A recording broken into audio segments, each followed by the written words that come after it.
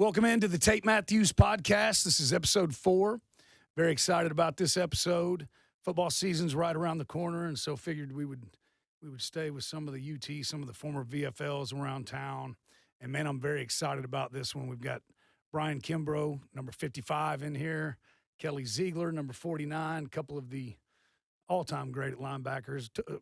Two of my all-time favorite Vols from the 80s, but all-time Vols, but obviously you all played in the 80s. So I'm very excited about this. We're gonna have a good time.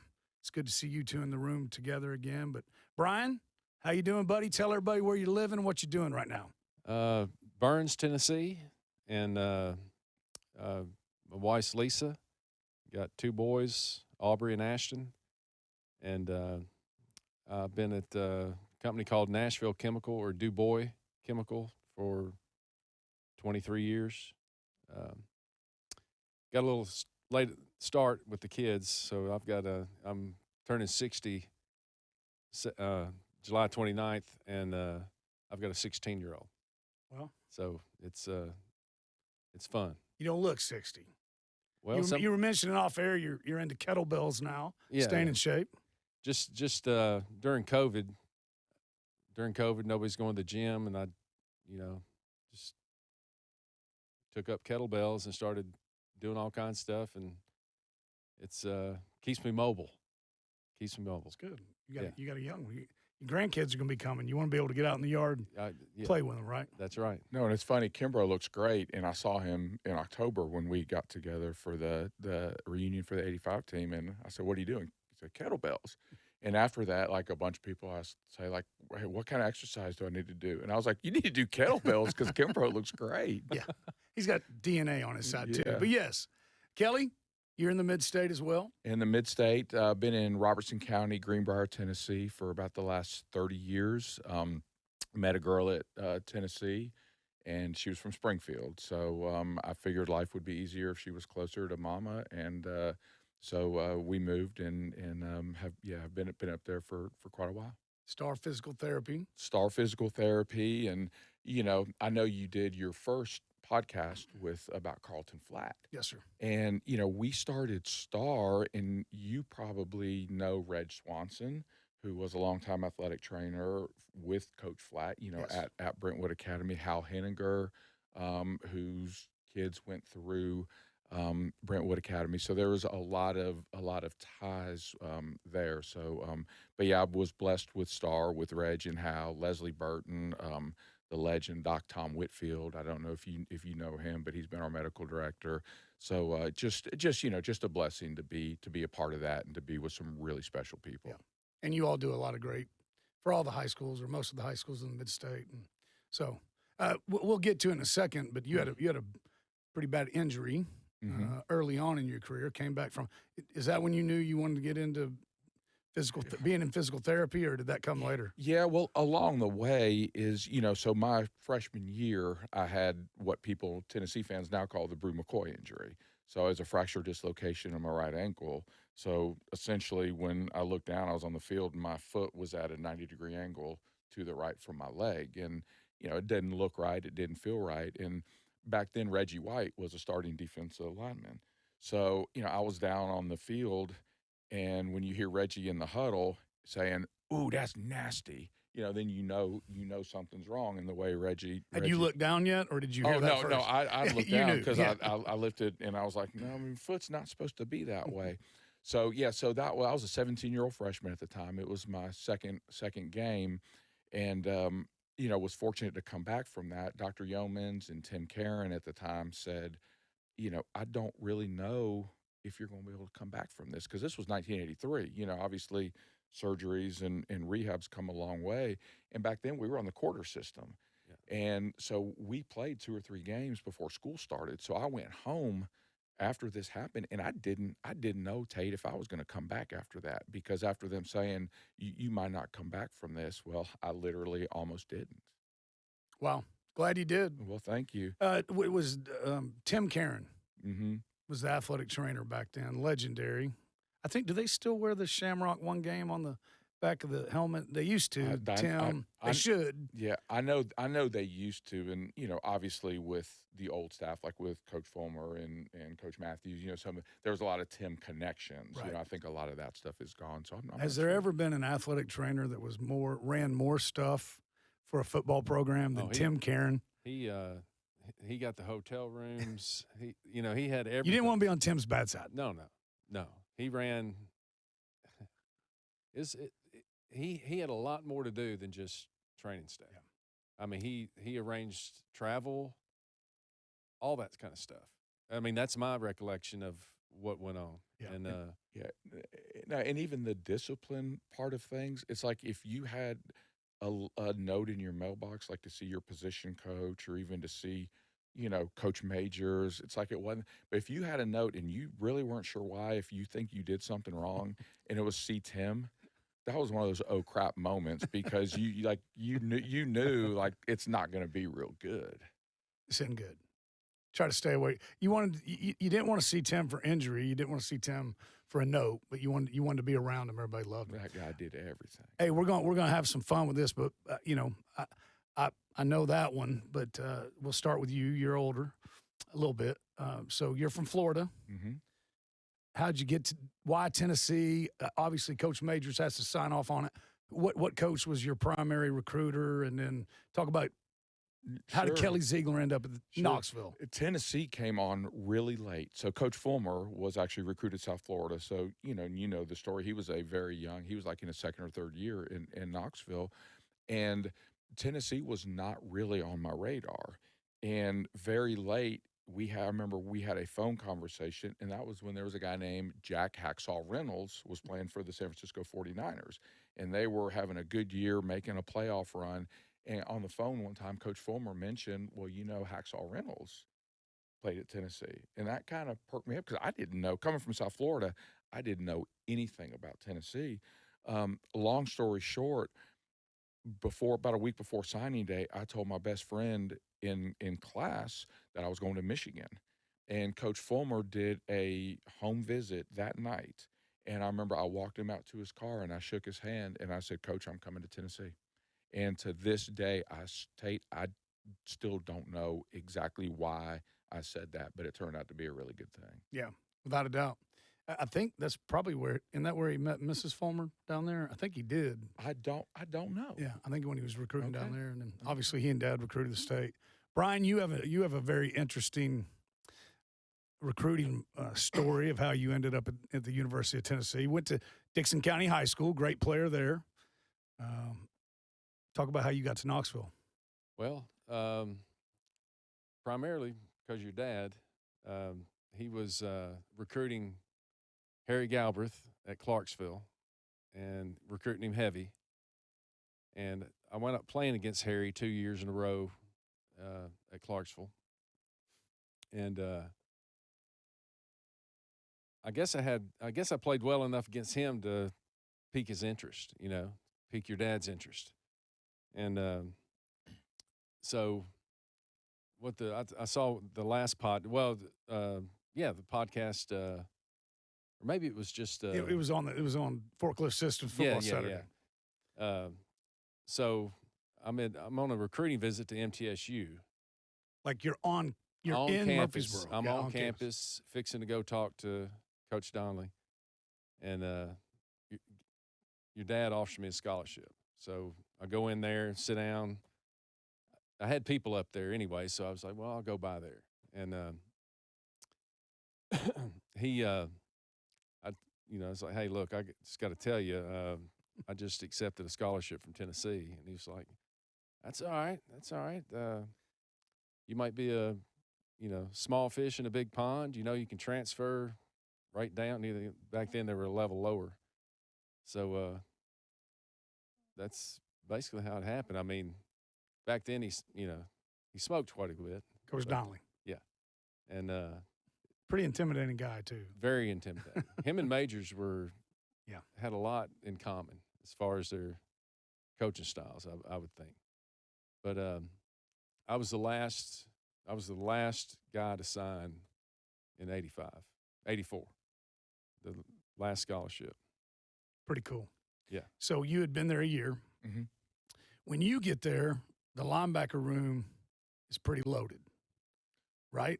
Well, the two starters that year were two, now you say two dogs. We had a guy named Alvin Tolles, who was a converted fullback, who, your dad coached for a long time. And Alvin was just a natural baller. I mean, Alvin could run after the ball, run anybody down. And there was a guy named Carl Zander who played the other side. So I kind of backed both of those guys up my freshman year before I got hurt, and then in '84. But man, I learned so much from both of those guys. They were really good football players. Yeah, both played long. Didn't Alvin play for the Saints? Yeah, I think Alvin's Carl with played for the Bengals, Alvin's maybe. with the Saints. Yeah, and they both had, I think moderately long, relatively speaking, for NFL careers aren't that long anyway. But man, those guys were really good. And Dale was there. Dale was on the outside. Yeah. So we were in different rooms, but yeah, it was we had some guys who could play. Yeah. I was looking at the roster, man. So the offensive line, obviously, they were huge. I'm assuming your freshman year until you got hurt. I mean, I know you were playing, but probably were on the scout team for part of it. Right? Never. Dang, stud. Were you? Yeah. Yeah. Okay. Oh yeah. Yeah. But the fullbacks were William Howard, Sam Henderson, Sam, Wham Bam, Jim Miller, Jimmy Miller, who you didn't. I'm assuming you didn't want to see him in the hole. His nickname was the Ram Man for a reason. I mean, he and there was a lot of isolation at line, and we did a lot of drills against those fullbacks, Right. and it was just okay. You stand here, and let's run as fast as we can into each other. That was pretty much our isolation drill. Right. So you find out pretty quick if you belong or not. You find it if you belong. Yeah. Who did out of those three? Who'd you like to see the least? I didn't pay much. I mean, they were all really good. You were going to have a headache regardless. Yeah. Had Furnace your freshman? Furnace was gone. He just left. Yeah. So when you got there, it was Jimmy. All three of those guys were still there. Yep. Yeah, Will Dog was still there. Right. Sam and Jimmy. We'd go against them in. We had a pass rushing drill we would do as outside linebackers, and wound up going against all those guys. But Jim Miller, didn't he break his neck? Didn't he? I think he did, but he kept going. He kept going. He Yeah, had like a right. fracture in his neck, and that didn't stop him from playing. I'm sure Tim probably put him in like a horse collar. It's like, okay, you're good, man. Yeah. Things were a lot different back then. Yes.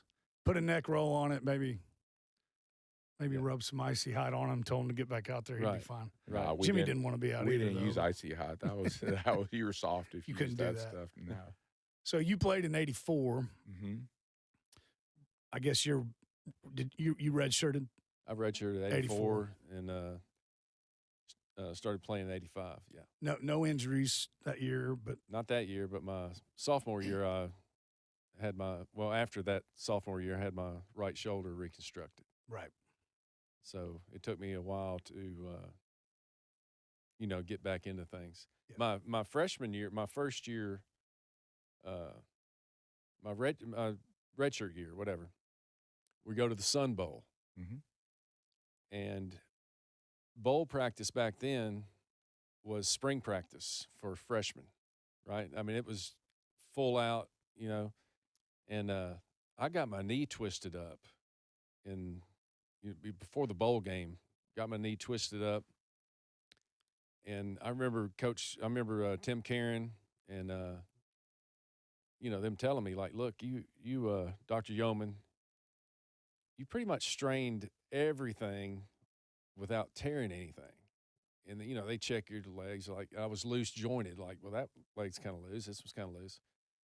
And the treatment for it was basically like I had ACL surgery.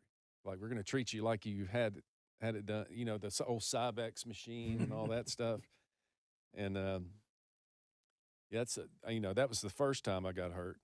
And then I, hurt this shoulder against Auburn, but wound up playing the rest of the year that year. Yeah. Well, on the show, so y'all's group were legendary on the field and off the field. Is that fair? I would think so. The Sun Bowl was in El Paso, Texas. if memory serves me correct, that's right on the border, right? So any Sun Bowl, the first few nights you all got to have your fun and they turn you loose a little bit. And any story that can be shared on here from the Sun Bowl? Coach Majors was really good about bowl week, about early on letting us go out, no curfew, and obviously locked us down as the week went on. And honestly, some great stories from the Sun Bowl, but none that I would feel obligated to tell right now on this show. You I'm on the board with that? I'm the same. Because you all went over into Mexico, right? We did go Yeah. into Mexico. I remember them bringing in some kind of captain or whatever from the police down there, and That was like the first thing we did. We got in the meeting room and we got talked to. and they're like, "Look, you don't do this. You don't do that. You don't urinate outside somewhere. You don't do this or that." The only thing I can remember about down there is going in somewhere and somebody ordered a beer and you couldn't see the tab to pull the top off because it was so caked with just grime and stuff like that. Yeah, that was a really weird place. Yeah. And the only one I think I can really tell, we would have student managers, student trainers, and I think they were probably involved in these meetings too. And they would tell you, like, don't eat the street food, essentially. Well, I think these guys were out late, and it was our first night, and they were probably drinking and saw some like chickens hanging up off of. We didn't see those guys the rest of the week. I Really? mean, they were in bed, sick, and I think they finally showed back up like on game day or the day before the game. So they were in bed for about 4 days. Should have listened to the captain. Should have listened To to the captain. trainers. Yeah, so to this day, I don't eat any chickens that are hanging from a tent. Right. You learned. I learned, yeah. That was 84? 84. 84. Yeah. And that Boomer Esiason was the quarterback, right? No, 83 we played Maryland. 83 and was the quarterback. Yeah. He was Frank Wright was the quarterback. Played Maryland 2 years in a row. We played right? Maryland two Yeah. years in a row, yeah. And Pete Panuska in '84 had the kickoff return Mhm. for Yeah. what? Was it 100 About yards? 100 90 yards. It was either 99 or 100. Yeah. Yeah. He was flying, man. This was 2 years ago at a game. Pete was with Jim Miller and Douglas. Pete looks like he can still play. Yeah, no, I saw Pete. Again, I hadn't seen Pete for a while, but I saw him last fall. Yeah, he looks great. So we get to 85. Everybody loves the Sugar Vols. Y'all were a big part of that. And by now, so you've been there That was going in my 3 third year. years, but Mhm. really 2. I mean, because you said that happened in your second game. Mhm. You come in, you're a freshman All-American from little old Dixon, Tennessee. That's pretty awesome, isn't it? That's kind of weird. Yeah. I mean, really, basically, I think it's because I played a lot and held down my side. I didn't make my whole career, I didn't make that many tackles, to be honest with you. Not that many sacks or fumble recoveries, but my job was kind of just hold down the fort over here. Don't let anything outside of you. And I think Tracy Rocker was the other guy on that freshman team. Tracy Rocker, I believe, was the other end, defensive ends. I'm not even sure what sporting you mean thing. for you all? No. No, the freshman Freshman All-American. Yeah, thing. y'all got you. Yes. Yeah. Yeah. Yeah, I was as surprised as anybody. That's awesome. But you know what? And I hadn't thought about, but what Bryan said right there really resonated on why we were successful. Because he didn't care if he was getting sacks. He didn't Right. care if he was making tackles. He was holding down and doing what he needed to do. And we had a bunch of guys who did that year. And, football and, everybody knows offense, you got to block and you got to carry out these, defense is just like that or more. And everybody has an assignment and he did his great and it let other people do what they needed to do. And not to have an attitude or not to have an ego to say, I've got to get these sacks. I've got to get this. That's why we were good, Tate. Got along. Well, also in 85, in comes a man by the name of Ken Donahue. And so I want y'all to talk about him a lot. But I'm assuming that was probably a non-negotiable under him anyways. Like, you all were coachable and team guys and do what you're supposed to do. But if you weren't, I'm guessing you're not going to be out there. But you were Coach Marmee before, Right. who's a great football coach. I think left to go be Arizona State, or right? something like that? Mm-hmm. And then Coach Donahue comes in. So what's it like? You're a redshirt freshman. You're a I would have been Third a year redshirt. I would have been a sophomore. redshirt sophomore. Yeah. He was. what's it like when Coach Donahue comes in? Well, we didn't know what to expect until he started laying down how he wanted things. He wanted us to never get tired. I mean, I remember times where he'd come on the sideline just messing with you, go, "Hey, you look tired." Like, "No, sir, I'm not. I'm good," or whoever, whatever you were doing. But he ran us so much that it put it in our head that if we can get to the fourth quarter and the game's within reach, we got a good chance of winning because there's no way anybody's running more than we are. Right. There's no way. And he would run with us.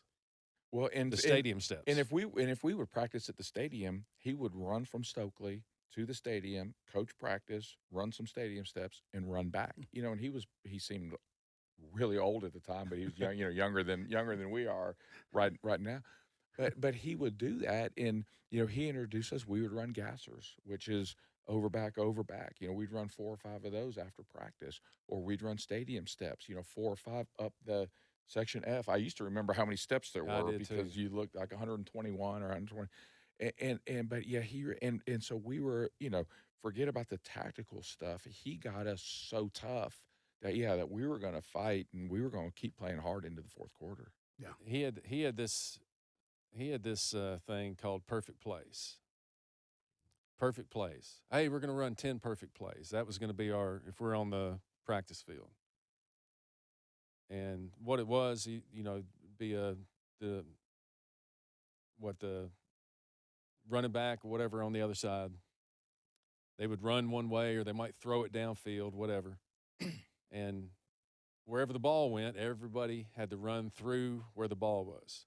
And we're just doing 10, but there were times it'd wind up, how But many, they had to be 30, 10 40? perfect ones. Yeah, it'd have to be perfect because you'd have to break on the ball, and then we'd have to come down, and everybody would break Break down and still chop your feet. Yeah, If it was an interception, you ran to him, then you had to run back. And he would always let it get to like 8 or 9. And then, nope, let's do it again. Let's do it. And so-and-so was not running through the, and the so-and-so probably wasn't doing it on, the 6th one or the 7th one. Right. It's just let it go until he got a few more out of us. Now, did you go back to 1 or did You go back to 1. Oh, great. yeah. You So go we back- would do a lot of them. That's one of the things I hated the most was perfect play. If somebody's telling you you're going to do so many gassers, or stadium steps, that's fine. But not knowing how many you're going to wind up doing is, Well, and so you all figure out pretty early on one way to get out of some of that, right? Or some of the running with Coach Donahue. I've heard you all tell it forever. It's a great story, but one way was to get on special teams. It wasn't so much us getting out of it. There was one coach who would always mess with Coach Donahue, and that was a guy named Doug Mathews. And, first off, it was, every assistant coach, back then there weren't like special teams coaches, specialists. Most of the assistants had a special team. Right. So Coach Mathews had punt team. And it was an honor, first off, because he handpicked, every coach would handpick. And all 4 years, I was on punt team. I think you were too. I was too, yeah. So first, it was an honor to be on your dad's punt team, number one. And but no, he would mess with Coach Donahue. And so a day or two a week, we would have like some special team stuff afterwards. And like one day, like Tuesdays or Wednesdays may have been punt team. So the defense would be conditioning with Coach Donahue, and he'd always say, hey, y'all come back after punt team, come back, I'm going to run you. And so your dad would have us cover. In the last one, he would punt towards the open end of the stadium, or if we were on the practice field, he would punt like to where we would go to Stokely to where our locker rooms were. And he would say, okay, on this last one, you run and you keep running. Coach Donahue's going to call for you. Do not look back. And so he would punt it, and we would sprint, and we'd be like headed out of the stadium or heading off the practice field. He'd say, hey, punt team, come back. And we just put our heads down and keep running. Full speed. Full speed. That's the truth. That's the truth. Your dad would say, "Hey, we're going to cover 6 or 7 perfect punts," and your dad was receiving the punts, and he was quick as a cat. Yeah, he was I still mean, young back then. very quick, and you'd run down. If everybody's in their lanes and everybody had things covered, we were good. And your dad, I think your dad knew what he was doing. Hey, he built. I mean, people loved being on punt team. Yeah. And I don't think it was just to get out of. I mean, you got to go if you're on defense, you got to be out there the next play anyway. Well, I was going to say, I think I've heard him say, because back then he was the running back coach, Right. but he wanted defensive guys on punt team because we're getting the ball back, and also he liked the way, you all did it. But I think wasn't punt team mostly made up of defensive guys? It was. I remember on my side for most of the years, it was like Tim Hendricks, who played tight end, and then Charles Davis was there. Yep. And then I think I was guard, and obviously we had a snapper. And I think you were probably the guard on the other side Right. most of the time. And I don't remember who else you had, but they were probably Joel Farmer was snapper, right? Joe Farmer snapper, and then Nick Zecchino when I was and later then on. and then Dale loved being on punt team. Dale was probably there on your side, then, wasn't he? I'm not sure. I just remember everybody. It seemed like most of the defense, linebacker wise, was on. Wanted to be on it. Yeah. That's great. So let's get to 85. So we start the season off UCLA. That was in Knoxville, 26-26, right? Mm-hmm. And they got a running back by the name of Gaston Green. And he was pretty good. Yes, and with Gaston, he was really good, and obviously that was a lot of it was our first start, and You started that game? started that game, and it was a lot of us on that defense. It was the first game that we started, and it was an ABC national game of it was before there were 100 games televised every week. That was like the game on ABC, and first or second series he broke one for 75 yards. It's one of those. It's like, should we really be out here? And then after that, we shut them down, Tate, until the fourth quarter. Right. And we were up 28. It was probably 26. It ended 26-26. We were up 26-10 then. Yeah. And because they ended up getting 2, and there was good, kind of an interesting Coach Donahue twist on that. But yeah, so we were up by 16 going into or midway through the fourth quarter, and it ended up being they scored 2 touchdowns into 2-point conversions. Yeah. At the end. So it was you, Dale. Mm-hmm. Who was the other? Darren Miller was on the inside. And, that would have been Kimbro's first game. And, there was like Ty Robinson played some outside linebacker, Kimbro, so there were a couple guys rotating on that side. All those guys made plays, man. Not necessarily that game, but Darren Miller, man. You look at through the years, just made plays. You made plays. Dale Jones obviously made plays. Kimbro made plays. So anyways, by the way, I looked this up. You had 7 tackles in that game. Is that the way you remember? I do not remember much about that game. Yeah. Had 7 tackles. That's Kimbro's first game. So he starts popping up very early on after that. But so I'm guessing we'll ask him when he gets back. Probably didn't play much in that game at linebacker. But so, you had played 84, but now here we are. Right. Now it's go time. Yeah. It's our team. It's our defense. Like you and Dale are kind of the leaders now. Yeah, well, in that year, it was interesting because, just by the nature of my position, inside linebacker, I was the one who got the defenses, called the defenses, made the checks. My job was to kind of keep everybody, in line, keep everybody kind of responsible for getting lined up, and more of the technical guy. Dale. Man, nobody loved Tennessee football more than Dale Jones. Nobody had the passion in all the years I've been involved with football like Dale Jones. So when it come to really the leader, the emotional leader, the guy most people followed, it was Dale. Like I said, I was in that position to keep people accountable. That was my job. Dale was just that emotional leader. And didn't mind doing it either. No, didn't mind doing it. It just came natural to him, and I think the other leadership part came naturally to me. It's like, Kimbro, if you're not lined up right, I was going to get him lined up right. Come on, freshman, Yeah. get where you're supposed to be. But yeah, Dale was just all passion for Tennessee football. Did you play in that game? What's that? UCLA? Yeah.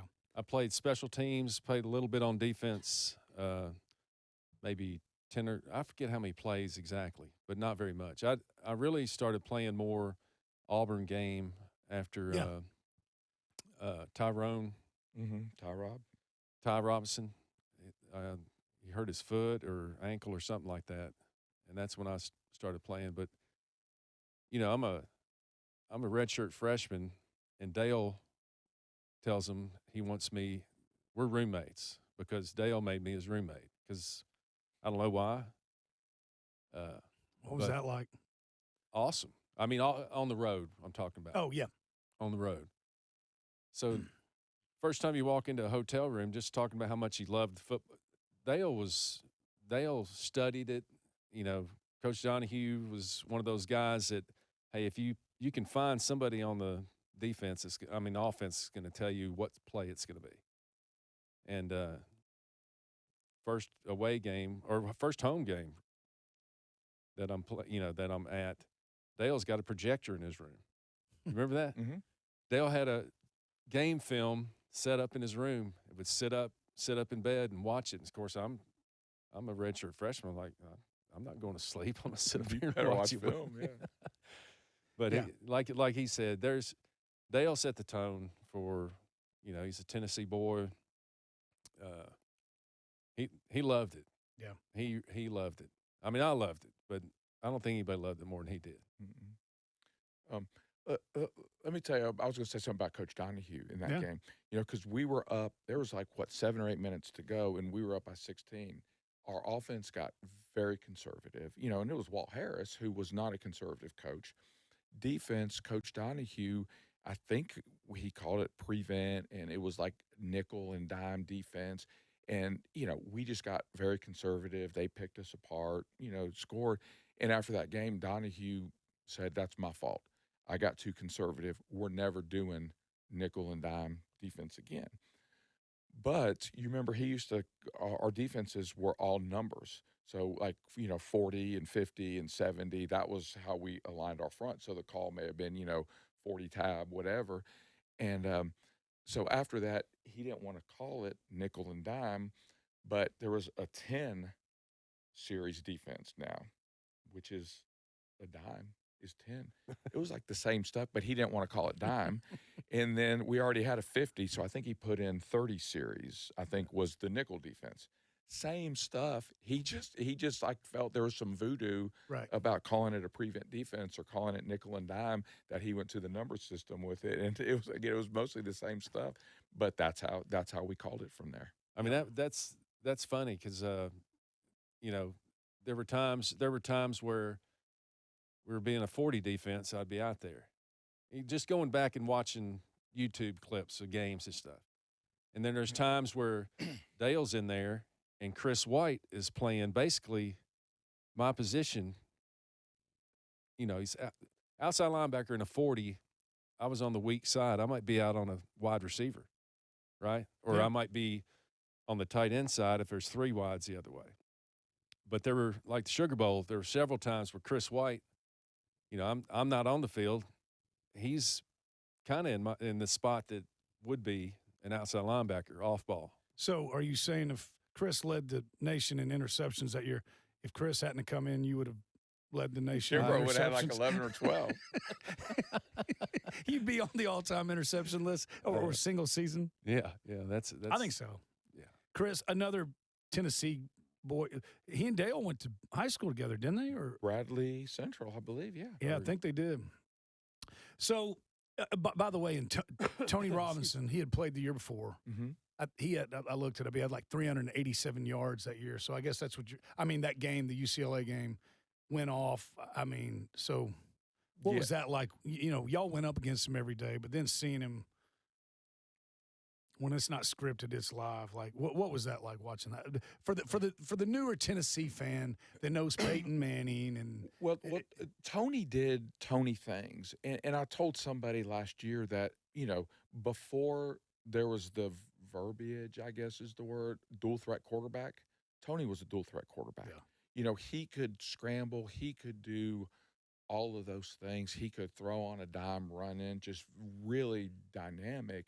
And you talk about just not only Tony, but the offense, the receivers, the linemen that we went up, we were talking about the fullbacks, but the linemen we went up against every day in practice, that got us better. I think we got them a whole lot better. But, we would do, even during the season, we would do a couple periods on Mondays and Tuesdays with ones-on-ones, one offense against one defense. Yeah. And it was hard, but it made us both sides of the ball so much better. Yeah. There was a lot of talent there. y'all knew that you all is seen as good as it gets. That was Harry Galbraith. He was pretty good. Pretty good. John Bruin, Bruce Wilkerson, Darryl Smith, and Todd Kirk. Did you see anything else the rest of the year any better than that? No. That was a really good group. All of them great guys. Well, Johnny Hibbett played. Johnny Hibbett played a lot. Johnny Hibbett played a lot. I just remember, I had to go against Darryl Smith every day, and not Darryl Smith. Who am I thinking about? Well, Darryl would have been there. David Douglas was on I'm that talking about team? tight end. Oh, tight ends. We had Texas. Jeff Smith. Jeff Smith, Tim Hendricks. Okay, so I'm a freshman, and I'm going against those two guys. Well, they're just freaking massive, and I'm 217 maybe, somewhere in that range, and they just dwarf me. And I had to go against them all the time. So when I'd line up against a tight end against Alabama, I wasn't worried about it. I'd gone against two great ones, every single day we had outside linebackers versus tight ends. And we'd go over, they would either try to hook us or to cave down on a tackle, and we had to respond one way or the other. That's like he was saying, it's, we made each other better all the way around. And offense and defense get along back then? Yeah. Off the field? Yeah. And we would battle on the field, but yeah, everybody got along. And even to Bryan's point too about that, when people find out I play for Tennessee, I get asked two questions. One, do you know Peyton Manning? That's the first one. And it's always, no, I do not know Peyton Manning. And the second, who's the best player you ever played against? And it always comes back to me, Harry Galbraith and Bruce Wilkerson. Two guys on our offense line, and I don't know if you would say the same thing, Bryan, or have somebody else on our team. Well, I can't think anybody else really, but I mean, mine were tight ends that I was going against mostly. Yeah. But speaking of Harry, I remember doing we had the pass rush drills, outside linebackers against the linemen, and Coach Fulmer's got the linemen, and one day, when I was a freshman, I beat Harry on a swim. Ran a swimmed him, whatever you want to call it. Went around. I bet Harry was mad. Tagged quarterback on the way back to the huddle. He grabs me. He says, "We're doing this again," and I was like, "Okay." And he's like, "Let's go again. Let's go again."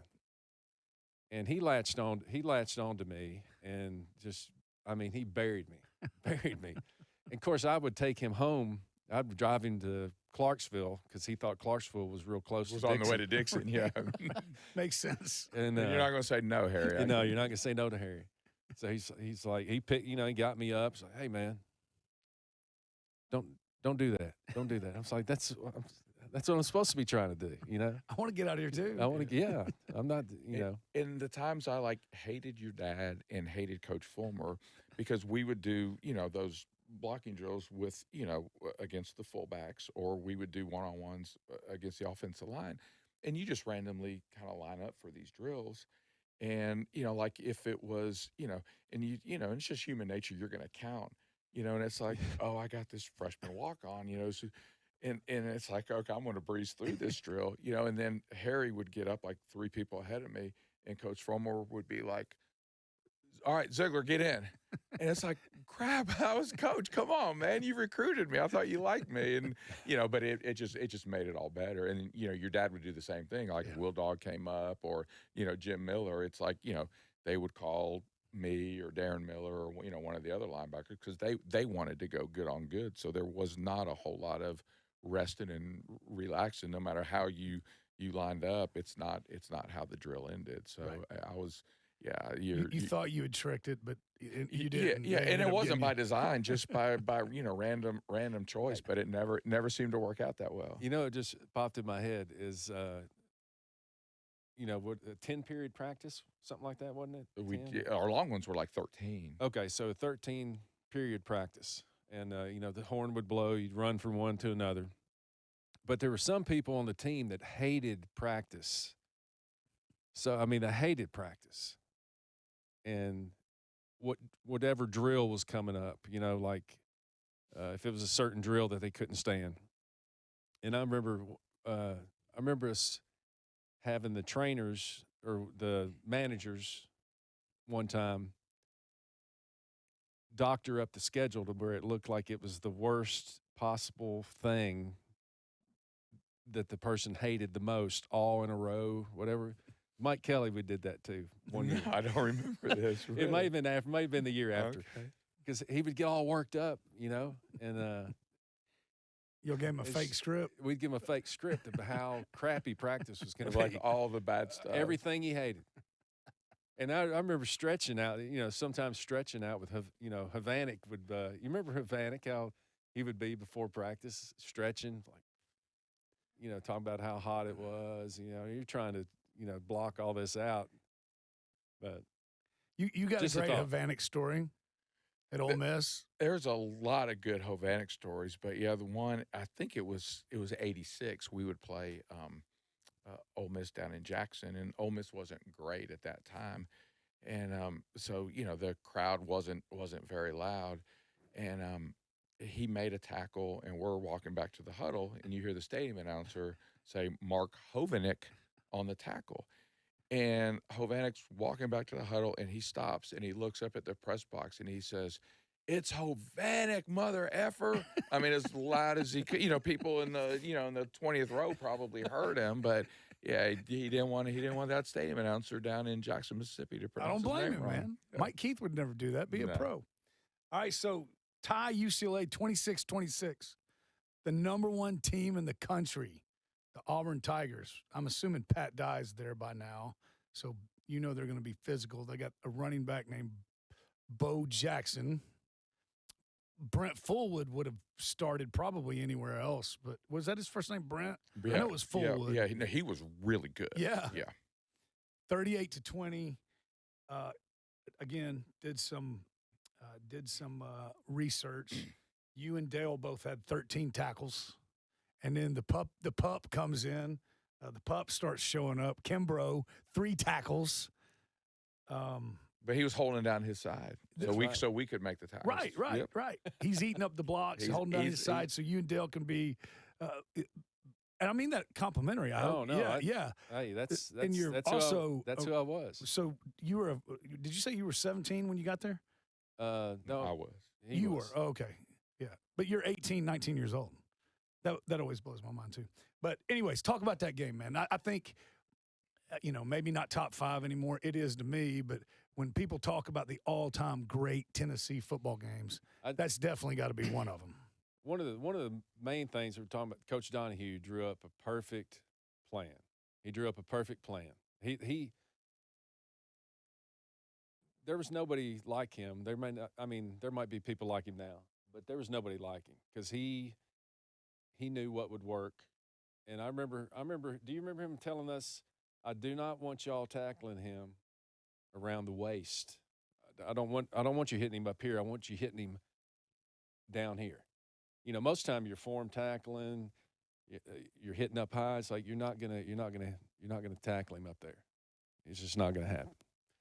That's one thing that kind of sticks out to me. I don't know if you remember that. I don't remember I that. just remember that. I remember. Well, maybe he was just Well, talking to me because I was so. he didn't want you to no, but and then he went out on with a thigh bruise. So maybe there was some That's merit. one thing Maybe I that re- was you, Kimbro. Maybe you dinged his thigh. maybe he was just talking to me because I was the smallest linebacker on the. Yeah. At the time. Well, I mean, there's the clip of him. Pretty good linebacker Brian Bosworth tried to tackle him. Yeah. Right. Above the waist, and that didn't turn out too well. So, but I remember that game. You know, it was like later September. It was a beautiful fall day. It was like, you know, one of those perfect days. Again, ABC was in town. Everything was on #1 Auburn. You know, Bo Jackson. You know, and I didn't pay attention. You know, there wasn't social media and there wasn't as much stuff. You didn't pay that much attention to it. But Coach Majors, we would always open SEC schedule against Auburn. Yep. And remember, Coach Majors would always say, you can tell what kind of football team, you can tell how tough you are by how you play Auburn. And, you know, the year before, they beat the crap out of us pretty good in down at Auburn. So, as you said, you know, Coach Donahue had a great plan.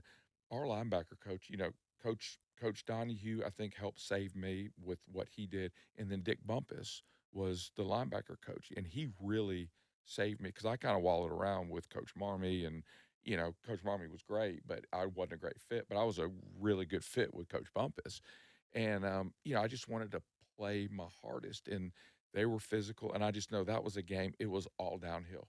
You know, as a linebacker, everything was downhill. Hit it on the other side of the line of scrimmage. They had a fullback named Tommy Agee who was really good. Yeah. And I just remember one of my things, you know, if they're going to run isolation with Bo Jackson, if it came my way, I'm going to hit Tommy Agee on the other side of the line of scrimmage as hard as I can. And that was a lot of my game plan for that game. yeah. So y'all knew about Bo, but like you said, not social media and all that back there. So was just another, you know what I'm saying? Like, what was the mindset? I think we played so well that I think Bo was really good, but he was very average that day. Not because Bo was out, but I think we made him be that way. Don't you think? I think he had like 60-something yards or somewhere around there. You know, I think it was 88. I think I read that, but yes, under 100. He was, you know, the week before, I guess he ran for, you know, probably 200. Like, you know, the week after us, he ran for like 200, even though he took himself out with the thigh bruise or whatever it was. But that game, it's just, you know, people still, you know, at this age, people are still like, oh, you played in the Sugar Bowl? I'm like, you know, it's just one of those things that people, and the Sugar Bowl. Yeah. It's one of those things that even this, you know, of course, we'll run out of people this old to remember it here before too long. That's why we're doing this. Yeah, I appreciate that. Yeah. So that was unbelievable. I think Sports Illustrated, right? Tony was on the cover. Tennessee Waltz, maybe. Bo was on Bo was on the cover the week before. Yeah. And they were planning to have Bo and had do a spread on Auburn. Yeah. Tennessee Waltz. I've still got that Sports Illustrated. And Tate, you said the score was 38 to 20. Yeah. I think it was 38-6 going to the fourth quarter, and we subbed out, and that kind of pissed me off a little bit that we let them score late because it was worse than what the final score indicated. But you know, I'm glad you said that because I know y'all watched the podcast with Coach Fulmer and Coach Mathews, and they talked about that. They said Coach Majors was really good about that. They mentioned the Sugar Bowl. They said when you were up that much, they got people in, man, and you know, could have left you all in and won 38-6 or whatever. But he was getting people in. Well, and by doing that, because in '84, you know, we didn't win as many games like that, but I got reps late in games. Yeah. That helped prepare me for '85 and beyond. So you know, there's merit to that. Kind of makes sense, doesn't it? It does. So Wake Forest game's next. I got to tell you, I remember that one. I was young, but I remember that one. I don't remember Wake Forest. 31-29. Kimbro has 6 tackles. Ziegler has 6 tackles. Dale had 10. Wake Forest pretty good back then. A little bit of a letdown. That, you know, that score kind of. Y'all even remember? Not really.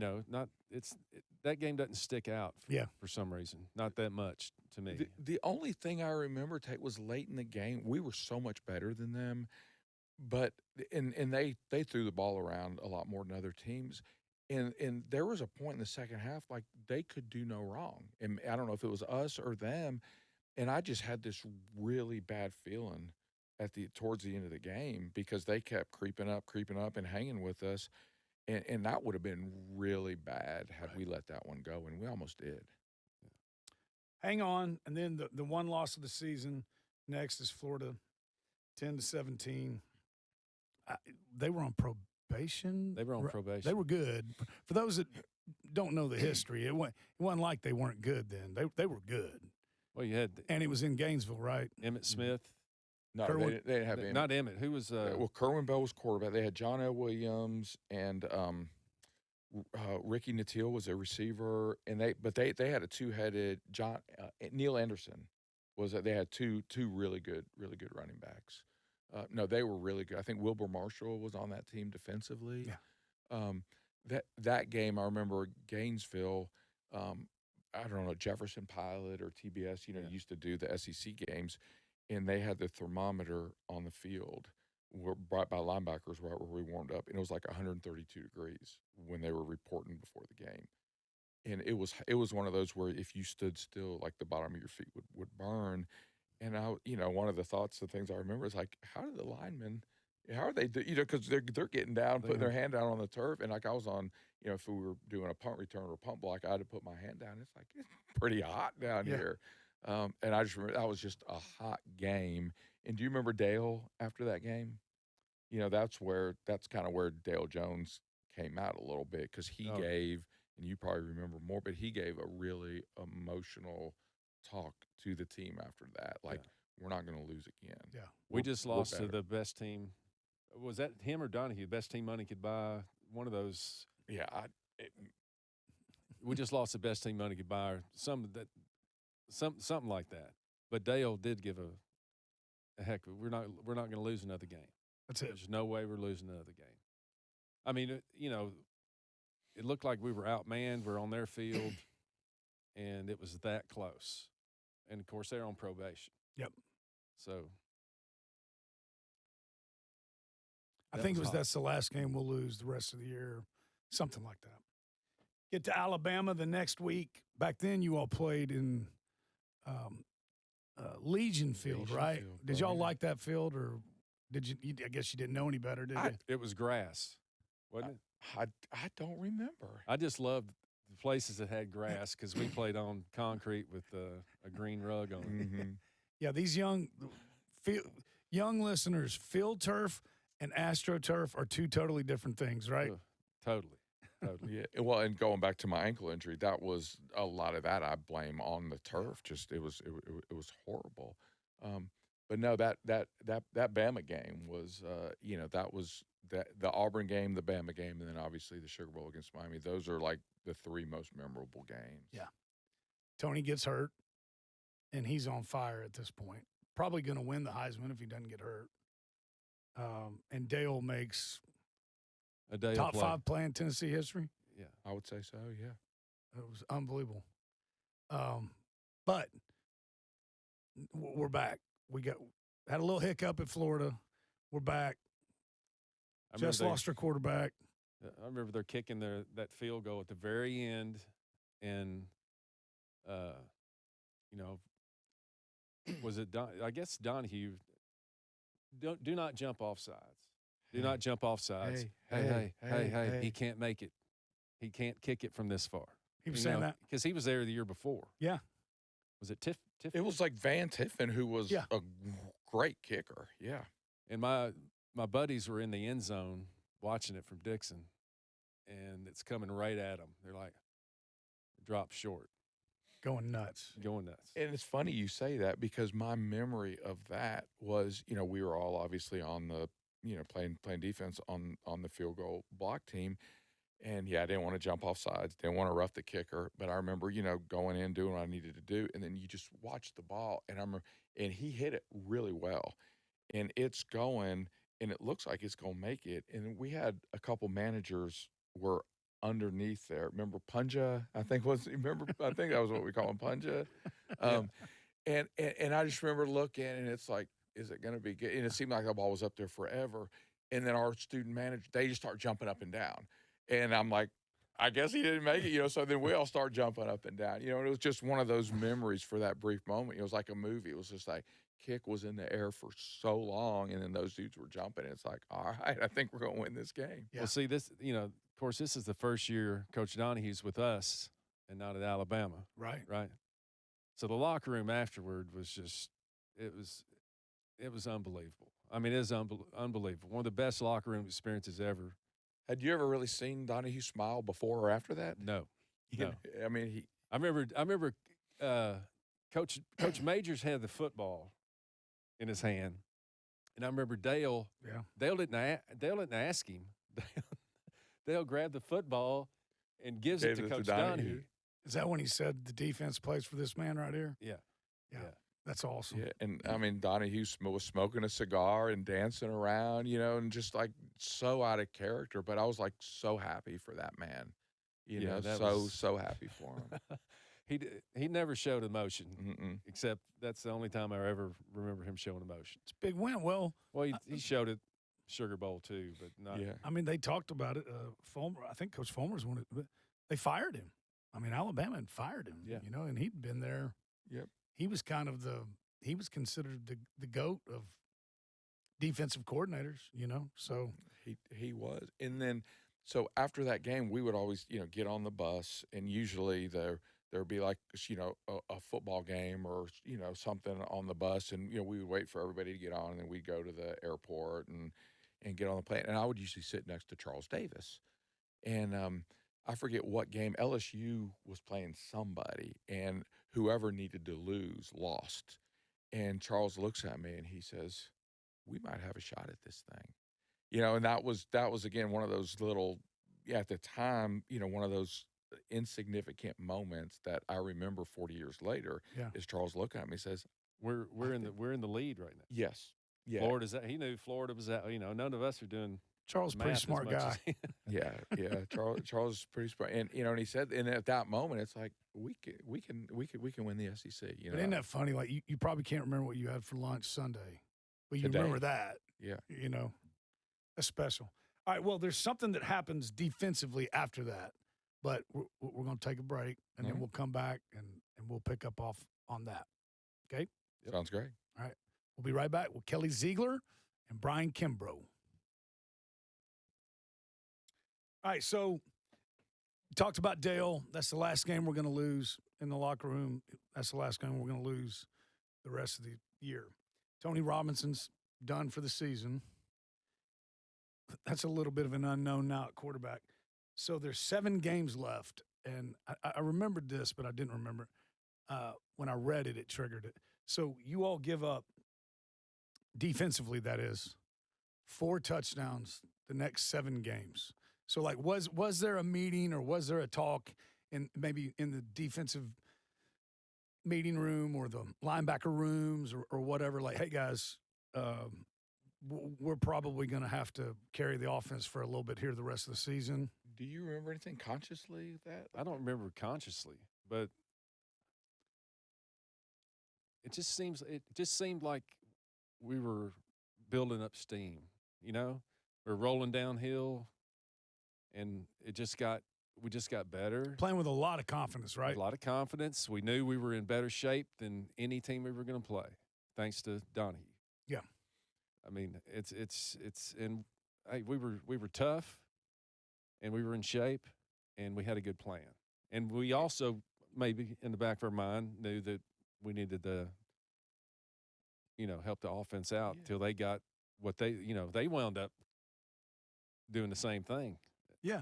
Well, and they, again, hate to keep going back to that, but they talked about that in that podcast. And, as y'all got older, coaches, they're talking about that. Like, hey, Coach Harris might be telling Donahue, like, hey, brother, you're going to have to help us this week. They would have those conversations, and that would change how they would play, different sides of the ball would coach it. But sure, just look at that staff, though. Yeah. That's unbelievable. Cutcliffe, tight ends, Zook, defensive backs, Yep. your dad, Well, running backs. and even Bumpus, went on when TCU was Yeah, TCU. right. He was defensive coordinator there. Yeah, Walt Harris. Your dad, Coach Fulmer, Kippy Brown. It was a great staff. Yeah. Kippy Brown, man. He's a stud. Yeah. So Georgia Tech 6'6". We won't spend a lot of time on that. But you had 12 tackles in that game. It was. You had 5. I think some of those, and Georgia Tech was really good that yeah. year. That was Bobby Ross, right? Mm-hmm. Yeah. Yeah. But no, and they were really good. But yeah, I think going back to your earlier question, I think defensively, subconsciously, we were like, we've really got to play. And it's funny you said kind of like rolling downhill. That's the same like analogy, or it's the same like visual I have in my head. It's like we reached this point and it was just like snowballing. And we were, as a defense, we were just getting better and better and better. And it's because we've never talked about that, but it's funny you said it in those terms, because that's exactly how I feel about it. Well, and also, if memory serves correct, you guys were both linebackers, but so that's why mostly that. But the secondary, who ended up being really, really good, but experience-wise, they were young going into that year, right? So I'm guessing they're starting to come around. Well, from an experience, yeah, but Right. Chris was a fifth-year senior. So we had some guys who had played, Tommy Sims, Terry Brown.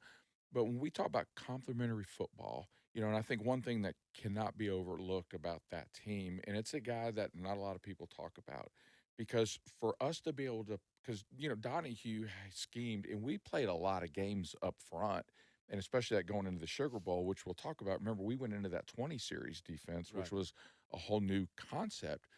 But we had a guy, Terry McDaniel. Yep.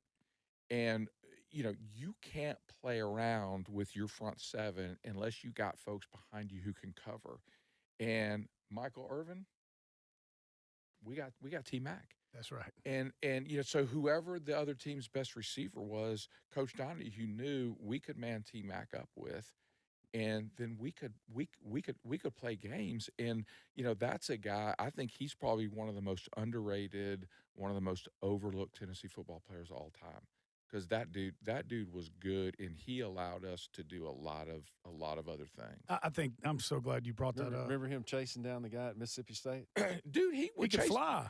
He could chase down everybody. Chased him down and ripped the ball out.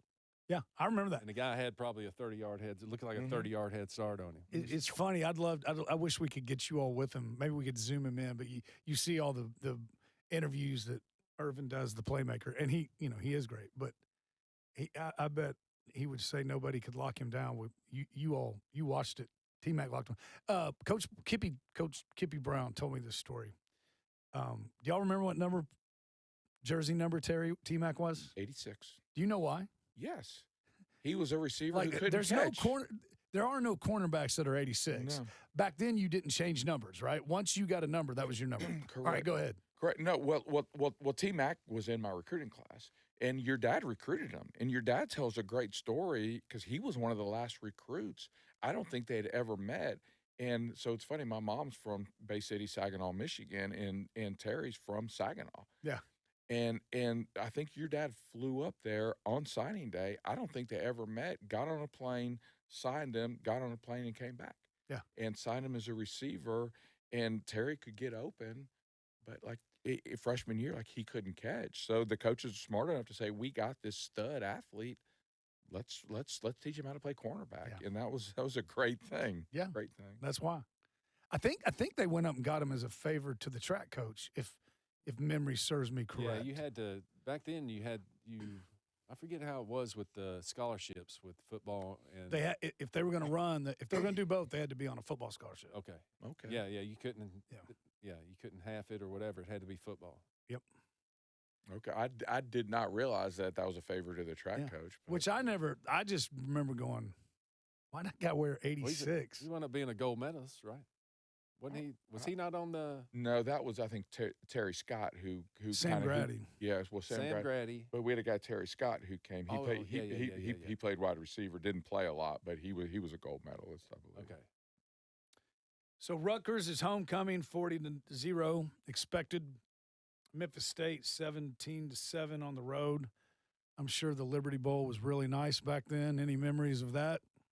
To me, it was October, late October, but it was really hot that game. Memphis was good, and we didn't play great. And that was one game. I'll talk about your dad a little bit because we talked about him hand choosing people for the punt team. And I don't know if I was a little banged up or if I was just a little tired, but I chose to take myself off of punt team. And remember, they blocked a punt, and we were backed up, and it was over where I was. So your dad proceeded to come over and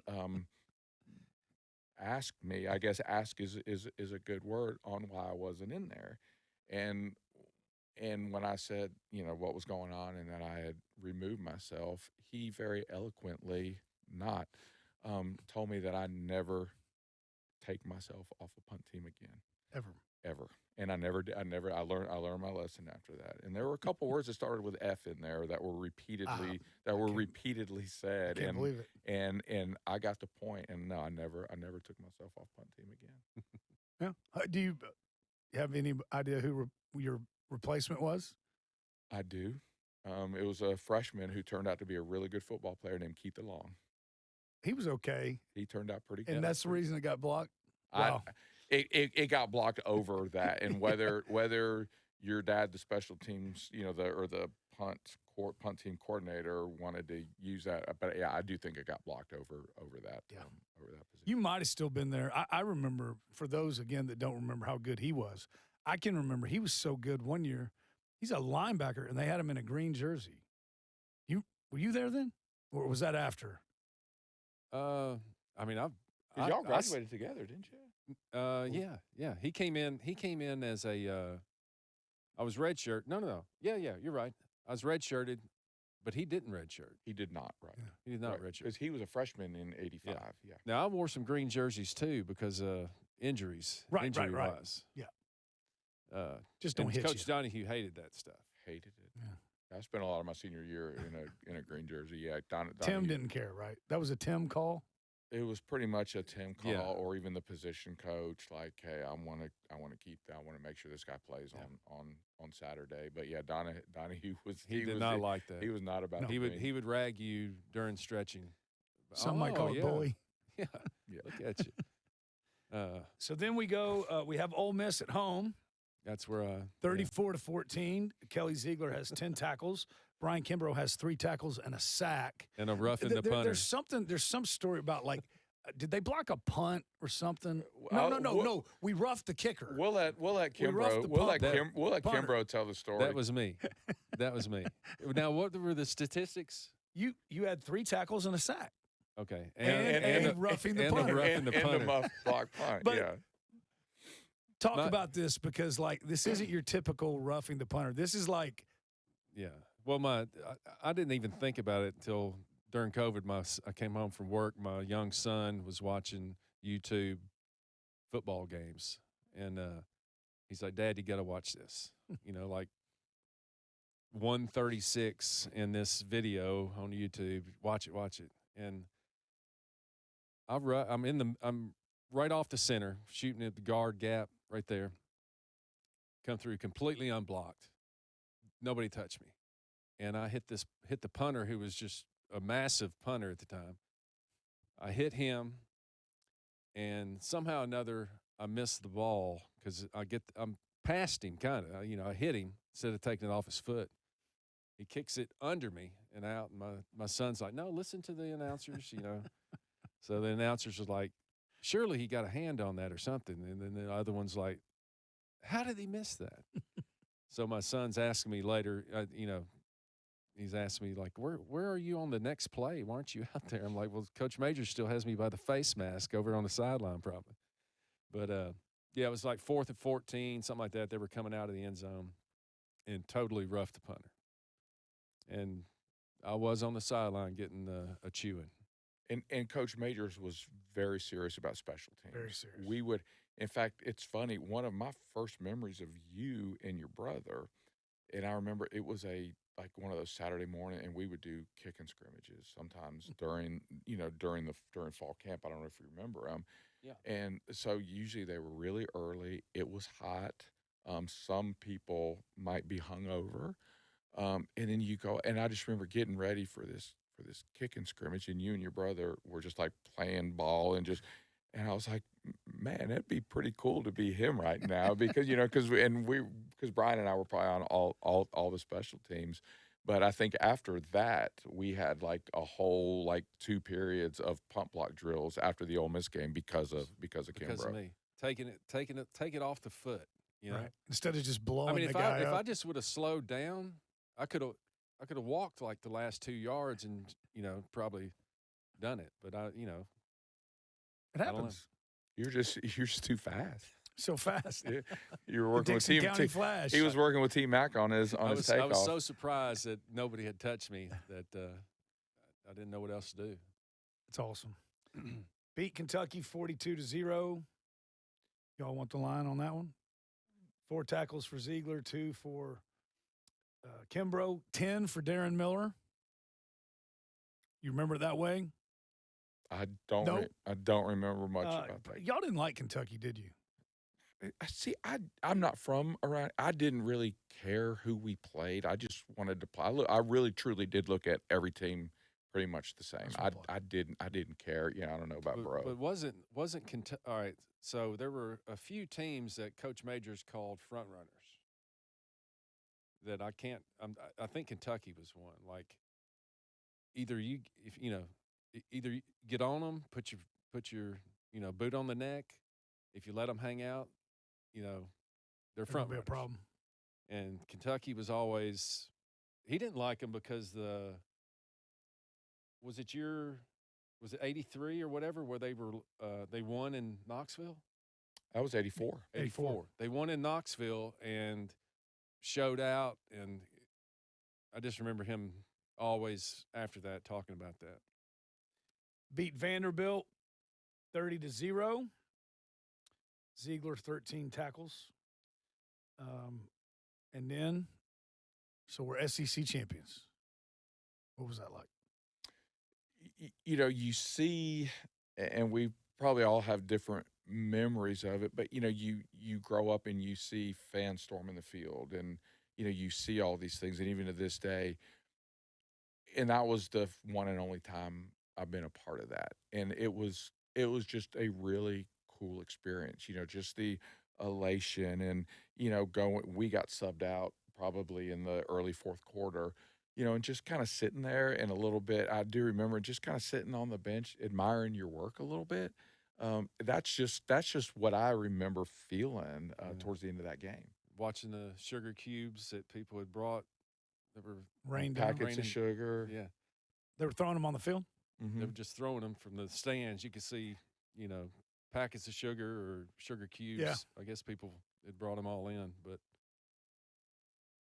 that was I don't know. It's like you said. It's hard to put into words how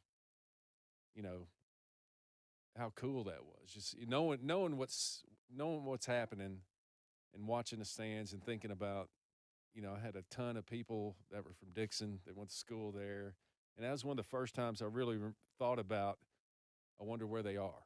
Right. I wonder where they're at and what they're doing right now. Because if they're having as much fun as I am, God bless them, because it was really cool, really Yeah. cool experience. And one of the funnest things is when the game's completely out of hand, right? There's no turning back, and you can start having some fun while you're still on the field. Nothing better than that. Mm-hmm. Nothing better than Zig in the huddle, walking up and down the huddle line, doing the circle game and Xing all of us and popping us on the shoulder and then wiping it off. We would play those What quarter games. is this? The fourth quarter of games that were out of control. Out of hand games, Zig would we had to bend over in the huddle and look toward the ground, and Zig might just walk by with the circle we would always play a game if you fill it up, and if you either fill it up or you hit and you wipe it off. Right. So yeah, I'd get all those guys looking. I'd go down the line and I'd hit them all and wipe it and wipe it off. And then call the defense because you were Yeah, still calling. Correct. Yeah, correct. But first things first, the circle The game. important stuff. No, but on that, and this was not the '85 season, but a memory, and we did that for a long. That's how mature we were. But we were at Mississippi State in '87, and I'm in a pile, and we just made a tackle, and I'm looking, and it wasn't like a great tackle, and I look, and Kimbro's got this look on his face, like his eyes are big, and he's smiling, and I'm like, we didn't just do something that great, and then I look, and he's down in the pile doing that. And he got me down in the pile. It's like, crap, you got me, man. But yeah, those are the little games inside the game. When things are out of hand, obviously. But those Yeah. were games inside the game that we did. But yeah, the look on your face was like, I got you. That's Oh, great. man. Did Donahue ever pick up on this? No. Yeah. Ooh. Okay. No. Maybe in practice, we would do it in practice all Yeah. the time. Like we would do inside drill. We do it a lot. I don't think he ever did. If he did, maybe we were playing well enough where he didn't He care. didn't care. Yeah. Yeah, and you're right. That game could have been 60-0. They offensively they pulled off on them, Mm-hmm. and obviously you all were stoning them. Okay, because I want to get some the other years too, and just wherever you all want to go with it. But so New Orleans, Sugar Bowl, the Sugar Vols. Y'all can't go anywhere without, like Bryan said. Oh man, you were on the Sugar Vols team. 30. It's a tail kicking. Coach Fulmer said it in the other one, or no, Dad said it. At some point, he said it was Dale. I don't know, but somebody, y'all would bump into him at night on Bourbon Street. Again, this is '85. No cell phones, right? They're the U. They think everybody's scared of them. They don't know you guys very well. But y'all picked up on, I think, pretty early on. We don't really like these guys. Well, he knew George Myra Jr., right? Yeah, and I played like Pop Warner ball and high school ball against a lot of those guys. Yeah. I mean, one of their starting linebackers was a high school teammate of mine. So yeah, I think he probably hung out with us. Yeah, early no, on. it did. He was cool. Just seemed like the attitude was we were just There to play a game. yeah Just, we're just no some boom, chance. right. We had no chance. okay, Yeah. so I heard a story. One of y'all were talking about Donahue could pick things up, and Dale was learning from him. So the story I heard was Donahue picked up on the center is given a tell. Is this right? Do you remember it? Yeah, Donahue would do. I mean, for most of the games, he would pick out one or two players, and I don't remember the sugar because there were sometimes I don't know if it was the center. Not to interrupt you, but the way I heard it was something about his heel. Okay, And so if it was up, it was a run. If it was back, it was a pass. Does Well- this tracking? well, He always every game that I can think of, there was somebody that was across from somebody that was giving away where it was going. Right. And it was whether it was, okay, if it's a run, we're going to do this. If it's a pass, we're going to do this. Zig might be the guy yelling, aardvark or whatever it is, something on the ground. Yeah. well, no, but that This was that, right? Or no, one of the no. two? So how Donahue worked it, yeah. But what I remember in some games, so some of the tells he would get, like he would watch film, like if a lineman had like all five, like fingers down in his stance, it would be a run. If he had three, it would be a pass, and he would pick that out. It might be one lineman, and so we would have a couple defenses called, and Donahue's thing, which it's funny you said aardvark, because his first spring practice, so what he would do, he would say, make an animal call, because animals run on the ground, make an animal call if it's going to be the run defense, and yell like a bird, or like Delta was one thing we did because Delta Airlines flew. So depending on what word we would say, and antelope was one. But our first spring practice, we're scrimmaging, and he got so excited because he was starting to get tails on our offense, and he starts yelling cantaloupe, cantaloupe, cantaloupe instead of antelope, the fruit. And we're all like, we don't have a fruit call. But no. So, and if you watch that game, the Tennessee fans were so loud inside the dome. Yeah. If you look, you'll see probably Kimbro does it. I do it a lot. Darren Miller, Dale, to let the secondary know it was so loud they couldn't hear the calls. So if you see us pointing down on at the ground, that means it's the run read. And there's sometimes we're pointing up at the sky. That was the pass, because after like the first or second series, we realized, hey, we're not getting these calls. So just on the run, we had to figure something else out. Okay, point down, point up. Wow. That's awesome. 35-7. Tail kicking, man. It's one of the greatest Stoned 'em. experiences of my life. Yeah. I mean, it was you can't really describe it. But the culmination of everything that had happened all year long to wind up at that, that made it one of the greatest seasons probably in Tennessee history without winning the national championship. I mean, it's I think anybody that's still alive, that they talk about 98 and 85. and once again, Majors let us. We were down in New Orleans. He let us go for a couple days Afterwards? Or no, when Before. you first got there. Before Yeah, we right, First right. got there. And then afterward, he was like, "The bus leaves at whatever time. Be on it." There was no really wasn't a curfew at Well, that. and night. I ended up driving home. Somebody had a car, and we talked about John Cook before, who had played year before, and my buddy Roy, who was at University of Texas, came to that game, and we drove the morning after from New Orleans to my house in Miami. Did Cookie drive? Cookie drove. Did he have a and Cadillac? No, we actually had Hugh Ray Wilson's. You remember Hugh Ray? We had his Mercedes actually, and I think we Now we're getting to the good and, stuff. and I think we dropped Daryl Dickey off in Gainesville on the way. So Daryl was with us, and we dropped him off in Gainesville, and then we ended up taking the rest of the way to Miami. But as Bryan was saying, Tate, I've been involved, either as a player, and then I coached high school football in Robertson County for about 12 years. So about 35 years of my life, I was involved in football. And, not like a football season, but there's certain seasons in your life that you look at, when your kids are born, or, when other things happen. And that year, as Bryan said, you look back on it, and it was one of the most special times of my life, I think, of all the guys, and even still having the relationships with the people, and picking up and doing this, and have people remember. Not many people get to experience what we were able to experience that Yeah. year. And again, for you remembering and you doing this, it's just it kind of justifies the hard work and everything we did, man. It was just a very unique time in our lives. Yeah. Well, and Tennessee fans are very passionate. They love it, and y'all gave them a lot of great memories, man.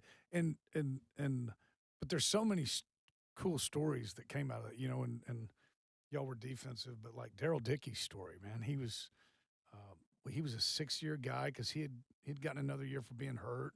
So Mhm. technically, he's not even supposed to be there. Right. I mean, really, it could have very easily timed out. Right. And did you have any concern though with Daryl playing quarterback when? Not really. I didn't either. I mean, I wonder. It was what was the first game after? Georgia Tech. Okay, Georgia Tech game. It was tied 6-6. We play so conservative. It's just, Hold real quick, because I don't think younger people, realize that. Like Kelly said, Georgia Tech was really good then. no, Georgia Tech All was right, go really ahead. good, and they're running the wishbone type stuff, which sucks. Tough. If you're a linebacker. We didn't see a lot of it, and we No. historically Army didn't play and- great against the wishbone or against Right. option teams. Yeah. But what was it? was it that game? That was when Carlos. Yeah, Carlos kicks the last. But the thing was, we played. I guess they, in their minds, like we'll just do what we have to do on offense. Let our defense take care of stuff. Yeah, that didn't work that game because it wound up a tie. Right. After that, I think if you all see them after that 3 weeks later, it'd have been a different story. Right. But after that, they opened it up. Right. And started trusting. Daryl's a smart cookie. Smart guy. Mm-hmm. He knew where to put it. He knew all that, right? Yep. And I guess at first they might have questioned, can he do this? And he answered that for sure. Real quick. Well, and also I think another cool story out of it, Keith Davis. Mm-hmm. Yeah. You talking about your injury? Keith was a freshman, right? He came in with me. So Keith's a redshirt freshman. Kimbro, Mm-hmm. y'all remember he had 100 yards in Auburn and Alabama. Right. Mm-hmm. No freshman did that back then, and then he must have gotten dinged a little bit because then Jeff Powell starts coming. He's another guy. He's probably not even supposed to be there, and he has one of the all-time in the Sugar Bowl, that 60-yard run. I mean, Tate, I did not know like Jeff Powell was on the team because he was a track guy who Right. came over until really late in the season, and but you think about all the stuff we're talking about, the stories from that team, and we touched on my ankle where I was told you're probably never going to play again. You look at a guy named Dale Jones.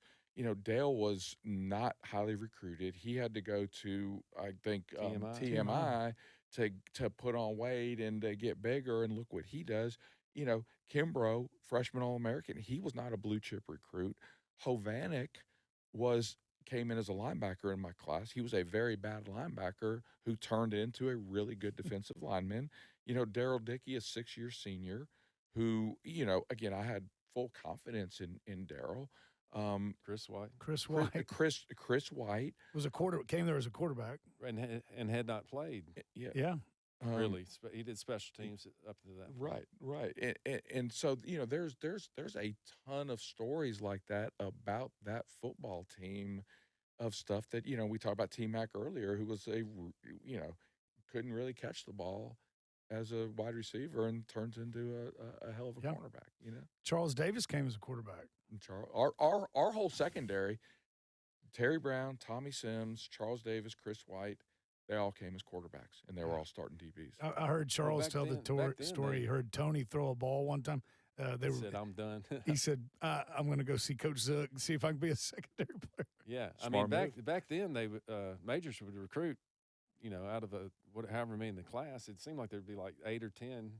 It'd be like Tyrone Robinson was quarterback. Yep. Really? Yeah.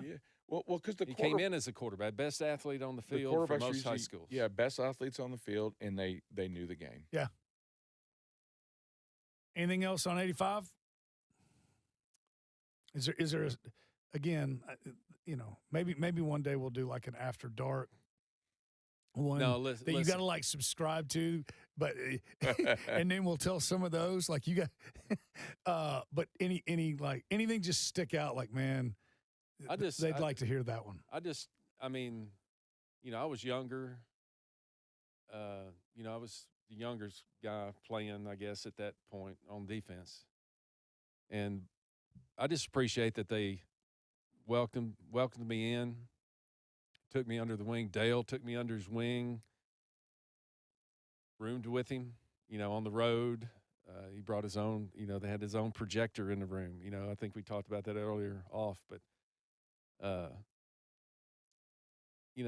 really appreciate Zig, everybody that was older than me, the way they treated me, because they didn't treat me like I was. Now they treated me like a freshman if I was lining up wrong, and I do agree with that. Or if you didn't drink a beer fast enough or something like that. Yeah. But as far as making me a part of the crew, loved it.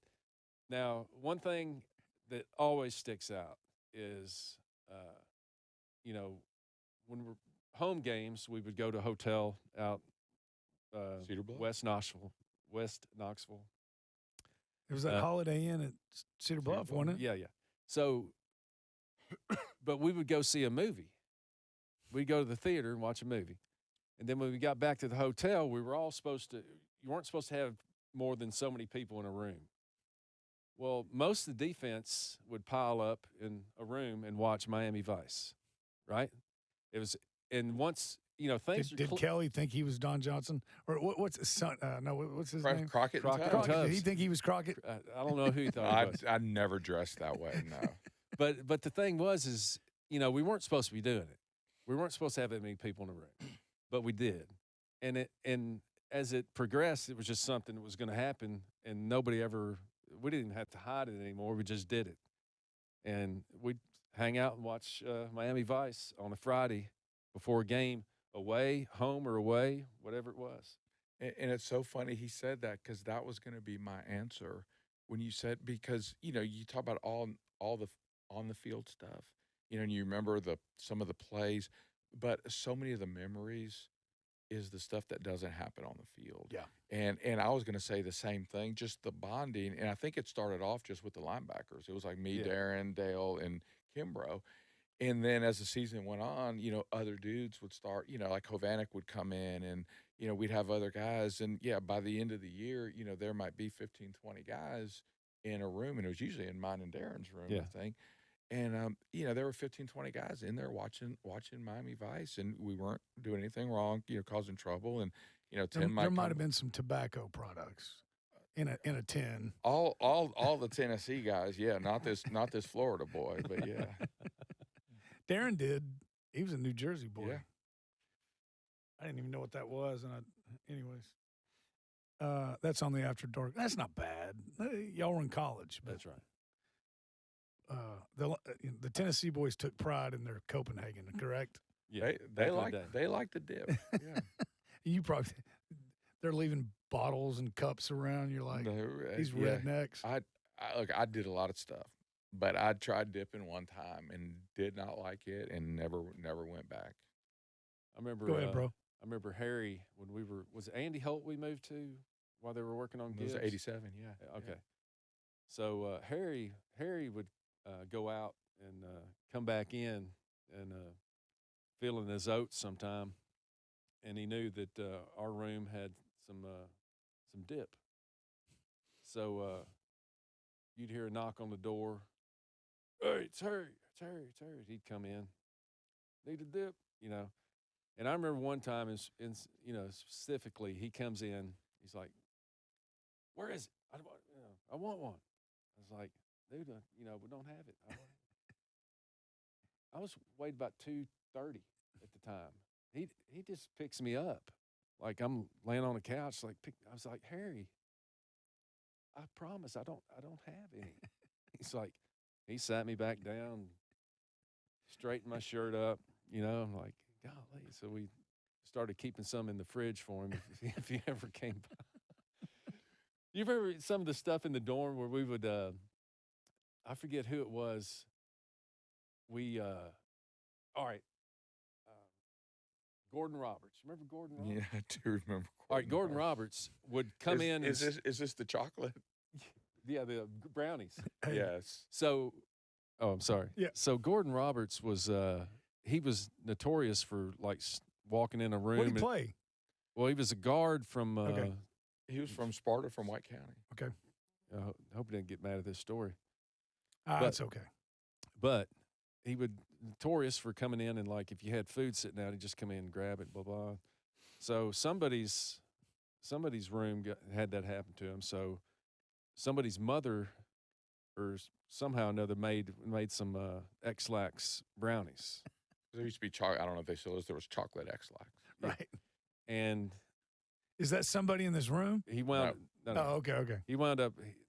He wound up eating those, and at some point, all our doors were open. At some point, had run down the hall and was having problems all the way down the hall, kind of, and then into the bathroom. And then after that, you could pretty much walk up to him with a open pizza box and offering that, and did not want it. But that was the hardest thing in the dorm, because we all lived so close together, and you would get hungry late night. In Gibbs Hall, I mean, the food was good, but if anybody had got pizza, and that was the easiest thing to order, and they would deliver it, and if pizza was in somebody's room, there would be 10 or 15 guys sniffing, and all of a sudden you were real popular. You get that knock on your door. And it's like, crap, somebody smelled our pizza, and then, it's like you're the most popular guy if you had pizza and you all of a sudden had all these guys wanted to come visit you. And so that was really, you'd order like a large pizza and you might have one slice of it because everybody else would grab it. And if you were young, you really needed to hide because you were getting ready to lose all your pizza. There was always pranks going on. I'm not even sure who this happened to, but somebody filled an album cover up with shaving cream and put like tape on the edge and slid it under the door and then jumped on the album cover, blowing stuff in there. We tied. Somebody was playing. You'd hear them rattle and snap. Rattle and snap. And it got loud. What's rattle and snap? Just a dice game they were playing. And I remember, I think it was Nick Zucchino. I think it was Nick that tied a rope around that doorknob and hooked it over to another doorknob and got it where they couldn't open the door and started spraying fart spray. From what's the fart in a can or no, like the Spencer's. Remember Spencer's gifts that had all the weird still around. Okay. But a little different, but yeah. Yeah. Just stuff like that happened, and even all the time. You think about the dorm, and I think he came in 86, but you look at what he's doing now. But we had a quarterback from the Northeast who would come in and he brought these turntables. And this was back in the early days of DJing, and he was scratching and doing all this DJ stuff. His name was Sterling Hinton. And, now Sterl the Pearl is the DJ, but he was doing that in Gibbs Hall when he got there. And Victor Peppers was, I think, from Buffalo, and Victor would go up there and scratch. But, you look back on what Sterling's doing now. Oh, yeah. And, he was doing that in 1986 in the dorm. Oh, I can remember you'd go to bowl games and, they'd have the get-together between the two teams. And if there was a mic, he was going to find that mic. He was going to rap. Sterling never met a microphone he didn't like. I'll tell you that. How about Andre Kramer?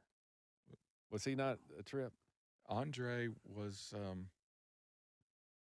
something else. He was the only guy I ever saw get away with smacking Coach Majors on the ass. Wow. Yes.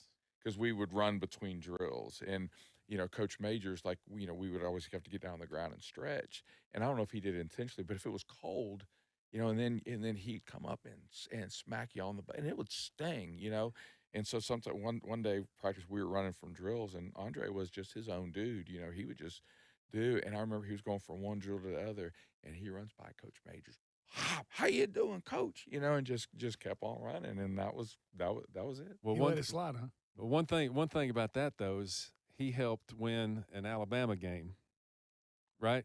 I think so, yeah. And I don't care who you are, Majors never forgot that. Yeah. This 84, he had a good punt return? A punt return, yeah. Right. Number one. And after that. Is he around? I saw him. Wasn't he up there? He was up there. Andre. Isn't there one on him he may or may not have come in before the Ole Miss game on the road and then went out and balled out that day? Because they didn't have lights, so it was a day game. There was one game, I think we were at Georgia Tech.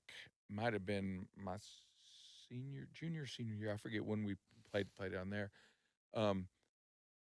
But Andre traveled, but then he wasn't there for warm-ups, and he wasn't doing it. And I found out late, and you don't worry about that stuff during the game. But it's like, yeah, where's Dre? And I think there was a rap concert in Atlanta, and he found a way to go to it, but he obviously didn't get back very cleanly. So that's it. Yeah. Okay, so that was Atlanta. Yeah. So we missed. I always heard it was a New Edition concert. Who knows? I don't know. May have been. I don't know. But no, Andre coached football for a long time, and I think he still might be. He might be or he was at Delaware State, and wasn't he at TSU for a minute? He was at TSU for a minute, yeah. And he's gone, and actually had some pretty good coaching. Great jobs. player, yeah. Yeah, I'm having a hard time imagining Coach Majors getting popped on the rear and that going happened. Well. I remember that. I remember it. 86 7-5 Liberty Bowl. Oh, by the way, you led the team in tackles in '85, right? I think you 85, did. I did, yeah. Pretty awesome. Thank you. Again, thanks to that guy over there. Yeah. 86 Liberty Bowl, 7-5. Defeat Minnesota 21-14. And then 87, 10-2-1. And I thought this was pretty cool. Coach Fulmer talked about that. One, about the Liberty Bowl, but then also the Peach Bowl. And he said, 7-5, obviously that's not what coming off the 85 year, right? But there weren't a whole lot of bowl games back then. That's still a good year. And then the Peach Bowl back then, man, y'all were 10-2-1. And you and Harry Love are captains, right? We're captains. So, going back on a couple of things, one of the things with 85, especially on defense, we stayed relatively healthy.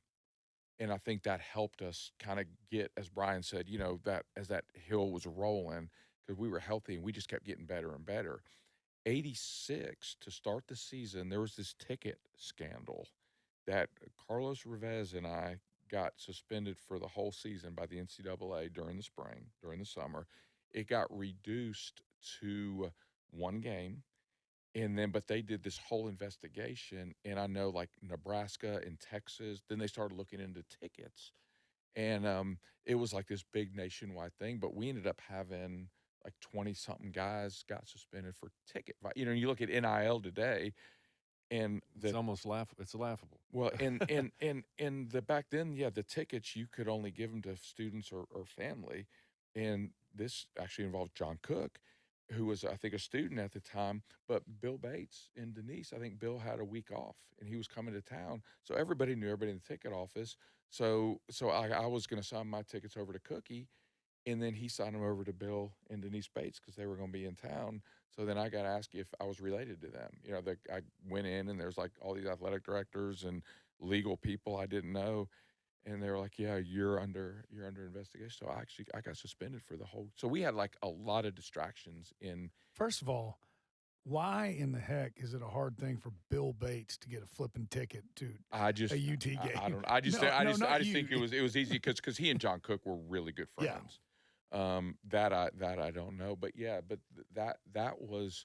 And again, you look what's going on today. There was no money involved. He just wasn't related to me. And then then we had a lot of injuries in '86. I don't know. Is that when were you banged up? I hurt my shoulder against Auburn, and then I played the rest of the year. But it was sometimes that was a green jersey year for me. So I would play wound up hurting it, or it came in and out. It seemed like, and then at the end of the season, I wound up having to get it fixed. Dr. Yeomans do that? Yeah. He did everything. I've got the big zipper in the front. Zeke's got the big zipper in the back. Mm-hmm. So his was going out he had ankle and shoulder. The Yeomans would do everything except for hands.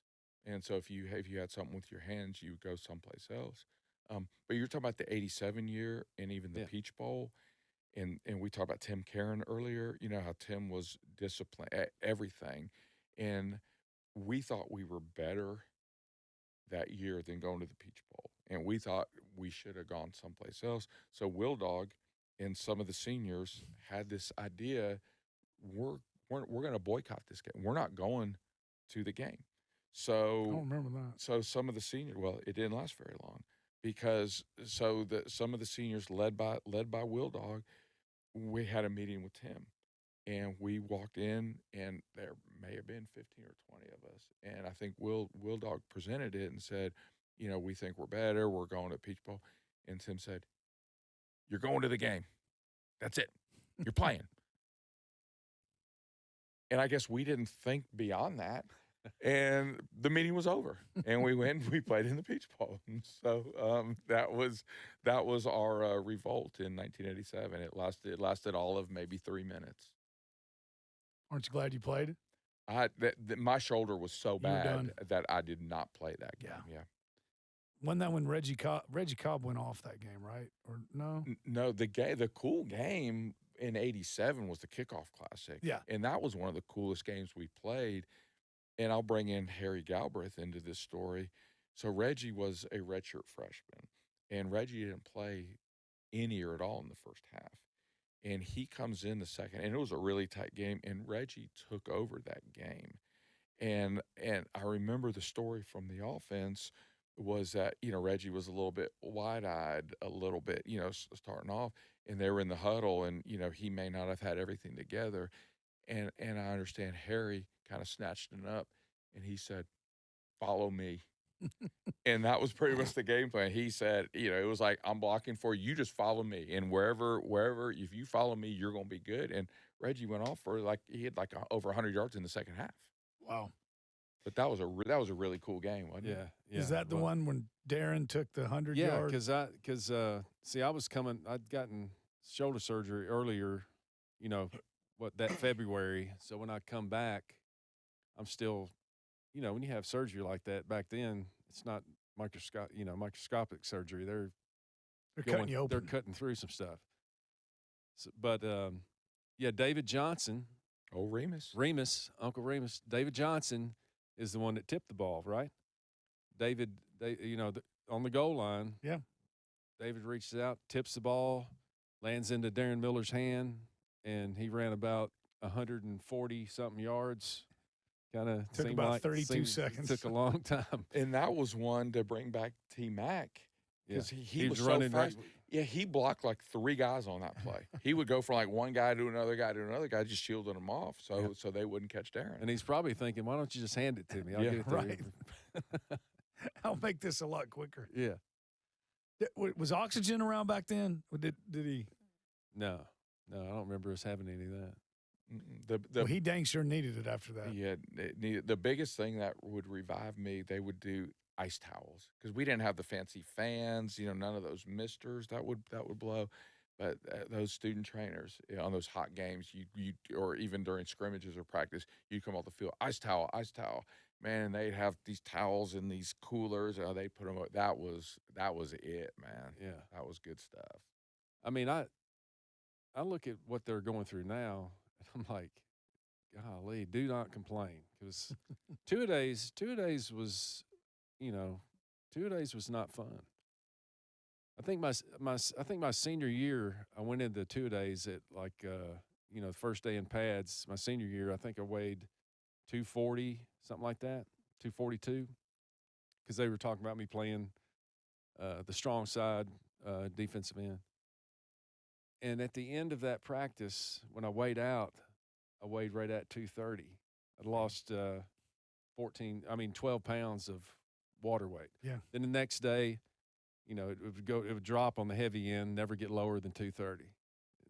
Yo. Some of the linemen would lose, they lose 15 pounds. Yeah, at least 15, 20 pounds in a practice. Well, do you remember spring practice, what they used to do? You remember the chart, this is how things have changed because spring practice was full contact. I mean, good on good every day. We had 20 practice days, and there was no. You had so many days to get 20 in, right? No, they used to have a chart in everybody's name, and it would have 20 days, and it was called I hit for 20. And if you made it through practice, you would get a dot by your name. And if you got all 20 days, and if you had dots, you would get a T-shirt that said I hit for 20. And one T-shirt. Yeah, no, I did. I got one T-shirt one, and afterwards, I mean, it was brutal because there were no limitations on time, on practice, and again, you were going against the best guys day in and day out for 20 days. Yeah, spring sucked. Spring sucked. Yeah, I mean, 2-a-days were rough.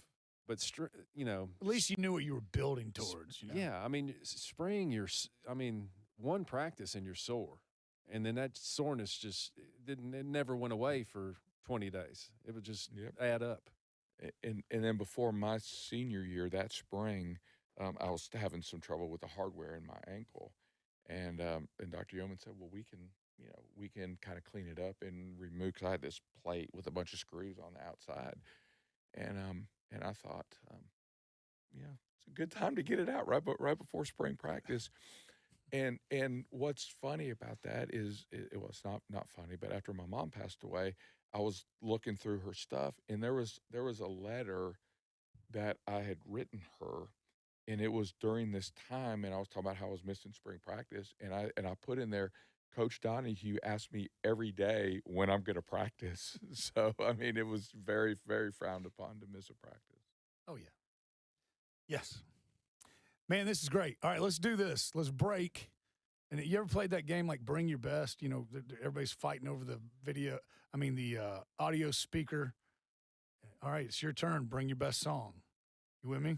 You understand the concept of the game? So are we singing? No. No, I know. Bring your best story. Bring your best. We'll be right back. We'll bring your best with Kelly Ziegler and Bryan Kimbro. All right, fellas. Well, this has been great. I've loved this. It's been really fun. There's so many. We could come back and do another one, probably 2. Heck, who knows, 3. But bring your best, family-friendly version. Kelly, we'll start with you. You got there a little bit before Kimbro. So, what man, to those UT Vol fans that, Well, and the family-friendly stuff is really tough, and I'm a grandfather these days right, too. right. So I'm trying to protect that. I know, and so to to Nicholas, Gia, Carter, and Gemma, I apologize in the future for anything I might say here, but no, so tackling. When it comes down, we would drill tackling all the time and, try to do form tackle and try to do things right. But then we were always taught just, if you can't make a form, you just got to grab and hold on whatever you can grab and hold on to just to make the tackle. And, we were taught just grab onto something and wait because your friends are going to come and finish the tackle. So that was always a mindset. So I think this was in '86, we had a freshman running back. And so back in the day in Stokely, where our lockers were, there was like a freshman locker room, and then there was the upperclassmen locker room. And there was this freshman running back, and all you hear all year is just like how well endowed he was. And you know what I'm talking about. Yes, That's I do. So in he traveled in '86, and we're at Georgia Tech, and our lockers are always based on your number, essentially, is how practice was and how, but the way the Georgia Tech locker room was, there were like lockers. Yeah, so back in the day, we did a lot of tackling drills, and we were taught how to form tackle and tackle correctly, but you can't always do that in a live situation. So, sometimes you just have to reach out and grab whatever you can grab, and we're told, hey, grab onto whatever you can. Your friends, Kimbro, will be there to clean it up. Somebody will be there to clean up the tackle. So just grab and hold if you can't make a form tackle. So in '86, we had a freshman running back. And back in the day in Stokely, there was a freshman locker room, and then there was the upperclassmen locker room. And there was the story of this freshman running back on how well endowed he was. But because we were in different locker rooms, didn't know. And he traveled. We played at Georgia Tech in '86, and the way the locker room was set up, there wasn't just like a clear span. There was like lockers were right across from each other, and we were done numerically. But I guess just the way things played out on this one, he was right across from me. And I remember I was getting ready, he was getting ready, and I looked and it was like, oh my God. I said, the stories are real on this, and like nothing I'd ever seen before, Tate. And you just kind of remember that. And the next spring, we're scrimmaging, and he's playing running back, and I'm getting blocked, and he's coming through, and I grab, and I pull him down by his crotch, and make the tackle, and he's down in the pile. He's like, "Damn, why'd you do that?" And I said, "Well, coach has told us just to grab onto anything we can." I said, "That was the biggest thing I found." So, made a tackle doing that in spring practice. So, I don't know if that's pretty good. If that's my best, but that's the first thing. That's the first thing that came to my mind. So, Yeah. and I grabbed onto what I could. Made the tackle, Made baby. the tackle. Whatever you got to do. Mine would have to be doing a tackling drill, and there was a walk-on guy who used to bounce at Desperado or whatever, and he's trying to be a linebacker. and he's not buying into the just run straight up and all that stuff. You know, you can make it as hard as people like to team up with each other. Like me and Dale would do tackling drills with each other. I would run straight up, let him hit me, you know, perfect. You know, you don't bend down, try to run over him. This guy was doing that.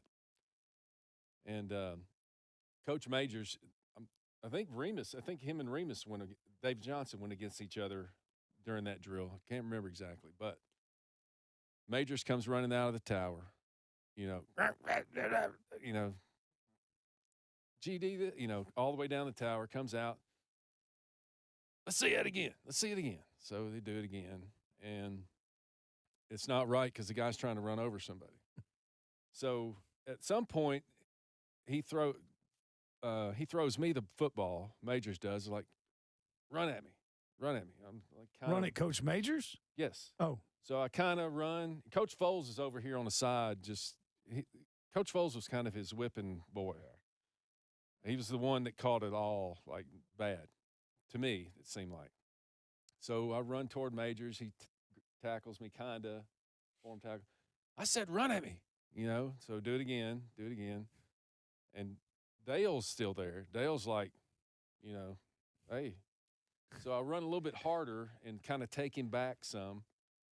And when he backs, he had his hat on backward. When he backed up, he had like a little, I guess, I don't know, something on my thing might have cut his head a little bit or whatever. He sees it and is like, it's like he's back, 20 years younger, 30 years younger. He's like, yeah, blood and guts, baby, blood and guts. That's what it's about, right? Blood and guts. And then he just left our drill. He left our drill and ran to another drill. And he was probably going, doing the same thing. But that sticks out in my mind as one of the weirdest things with Coach Majors that ever happened. Was like, is he going to be he probably forgot, who he was making run at him because he saw the blood or right. It wasn't like bad. It's just, God, it's blood and guts. What's his other favorite? Piss and vinegar? Piss and vinegar. Piss and vinegar. One of his favorite sayings.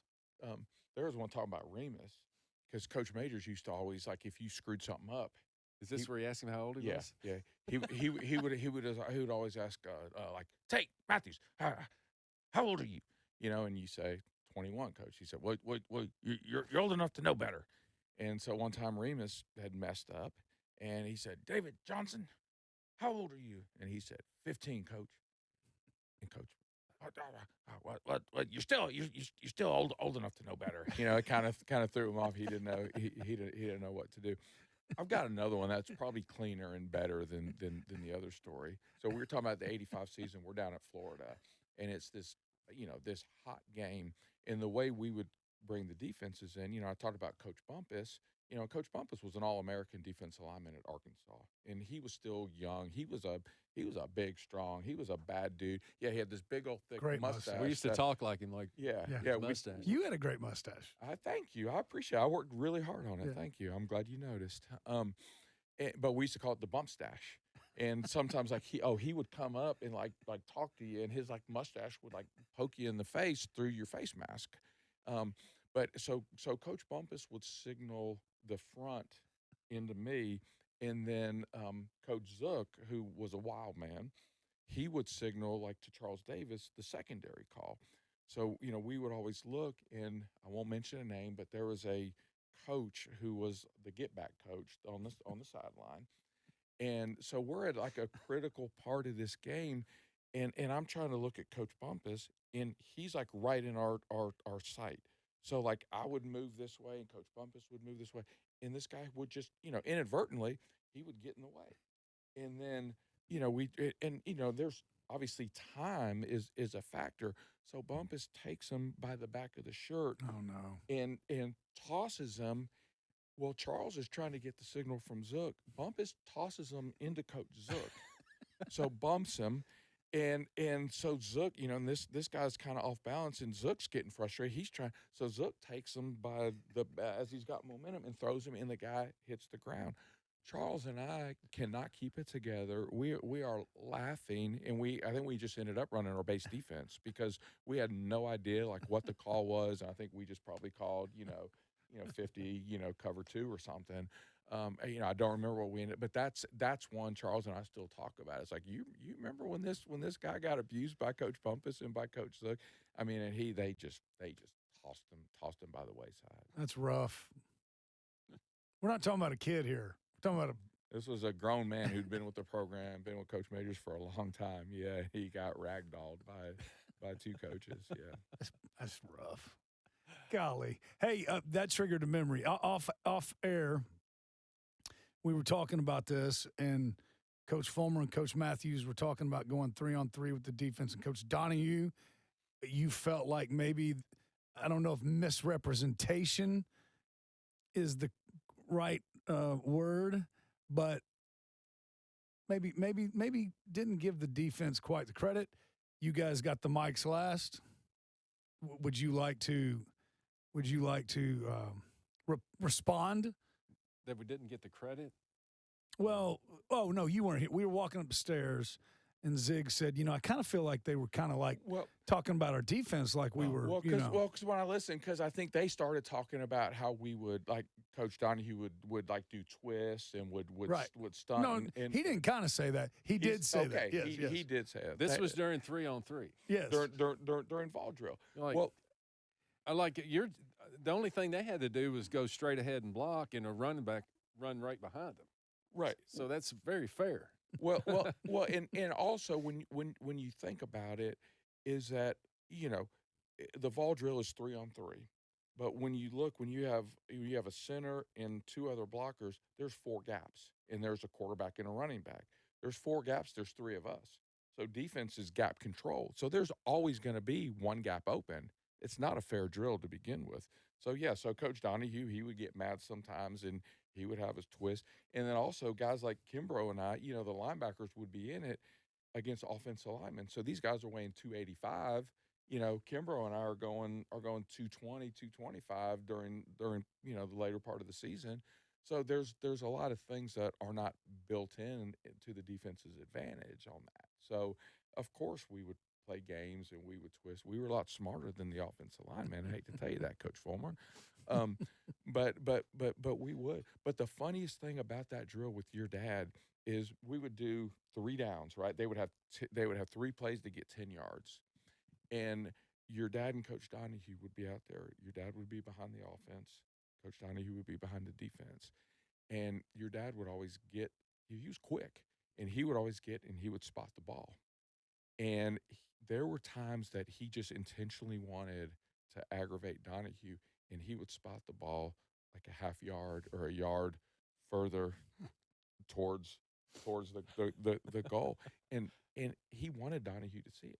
Oh, and Donahue would get, hey, move that. No, move the ball back. So Donahue would get and move the ball back, and the next play, something would happen, and your dad, he would spot it there again, and he would just do it intentionally to aggravate, and we'd be in the drill, and, we'd be busting our butts against Harry and Bruce and Daryl, but I just always thought that was just really, really funny, even though I was kind of on the losing side of that one. Fun to watch. Fun to watch. It might have been your freshman year. Somebody was telling him one time about, a player mouthed off to a head coach or something, and they're like, that never happened to Saban or something like that. He goes, it's happened, and it's happened more than once, and it was Oklahoma. No, excuse me, ball drill, I guess, and Sam Henderson's going against Xander. I mean, that's. The advantage is to the offense, and Sam weighed what? Sam might as well have been. Or so? May have been bigger How much? than that, yeah. At least 245. I bet he was bigger. Well, you would know. He was huge. Yeah. You're right. He was bigger. He was a guard. He was the size of a guard, probably playing running back. Yeah, no, I think there were times like he might have been a few biscuits away from like 260. Yeah, I'm going with that. And so they go, and he and Carl, butt up, and eventually Sam wins. Run it again. Were you there for that? Was that? That I've heard that story. That was Yeah. before I got there because that was when Coach Jackson, I think, was the defensive coordinator. So that was a year before I got there. Yeah. Anyways, he made him keep running it. The whole team's around, and because everybody's up on it, right? And defense cheer for and I don't know, man. 4 times, 5 times, and now Sam's really blowing him up, and then run it again, and then Carl may or may not have told him he could go screw himself in front of the whole team, and Carl was at a point where he was ready to fight, even if it was the head coach. And all right, wrap it up. he knew. Yep. I've pushed him far enough, but there's there's tons of those, right? Yep. But that's part of it. Intense game. Part of it, but as Bryan said earlier, and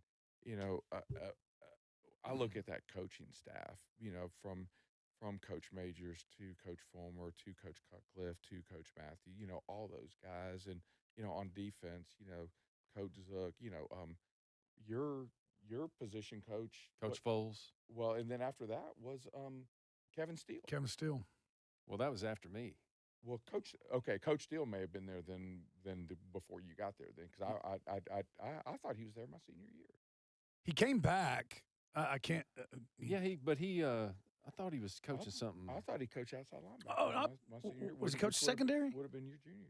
No, I know Coach Foles was there because I remember the last conversation I had with him when I got off the field. Okay. Which wasn't good. Wasn't real good.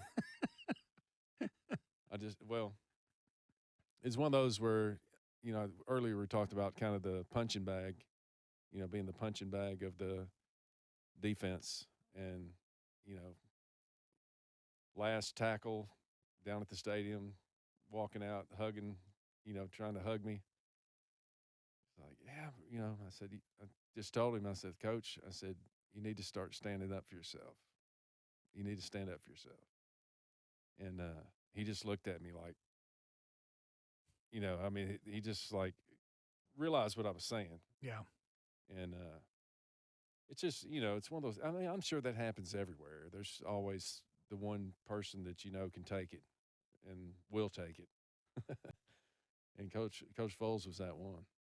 Yep. That year, those years, anyway. And I know your dad and Coach Fulmer, talked about Coach Majors, and he was very demanding. He was hard to work for. He was hard on the players, but he was really hard on his assistants. But like with Coach Foles, even as a player, we noticed it was like this isn't cool. Yeah, I think a lot of them are like that. Might not even know they're doing it, But at some point, you got to go in and shut the door and say, "Hey, man, these days I'll go be a greeter at Walmart before I take another one." Well, those. These days, with the kids, it's we were talking earlier about how the money involved, and you never thought about transferring from, hey, I was starting last year, I got hurt. Now I'm, when I walk in, they're telling you, hey, you're going to be doing this. You walk in, they got you at third string. You're like, I was starting last year, That kind of stuff right there, you had to work through it. Now a kid can just, you know what? No, I'm going to, some other school. I feel bad for these kids. What reunion are they going to go to? They've been at 3 or 4 schools in their time. They're not going to have any stories like this. We can talk about people 3 years older than Zig, 3 or 4 years younger than me. Right. I'm glad they're getting money out of it. I just wish they couldn't transfer as easy. As a side topic. No, it's great. I'm glad you said it. But y'all talked about it earlier. So it was at the Arkansas game last year. They had, what'd they call it? It was a weekend. They were bringing back a bunch of the championship teams. Champions Weekend. Yeah. So the 85 team was and the 89 team was there. And there was a bunch of people came. That was awesome. Right. And for me, young fan watching, like you were there, Dale was there.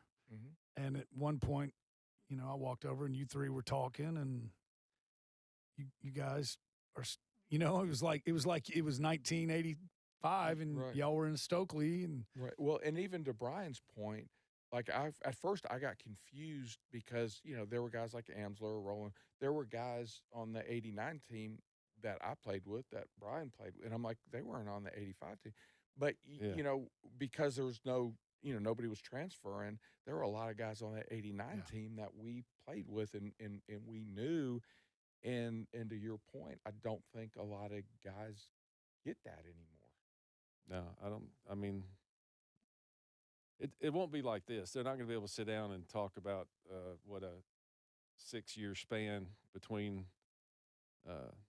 It's just not going to happen. I feel sorry for them for that fact, but just my kids were in awe of seeing people. Charles Davis. My youngest voice is of like, Madden. Yeah. Is that Charles Davis? I was like, yeah, go talk to him. But it's different. It's different.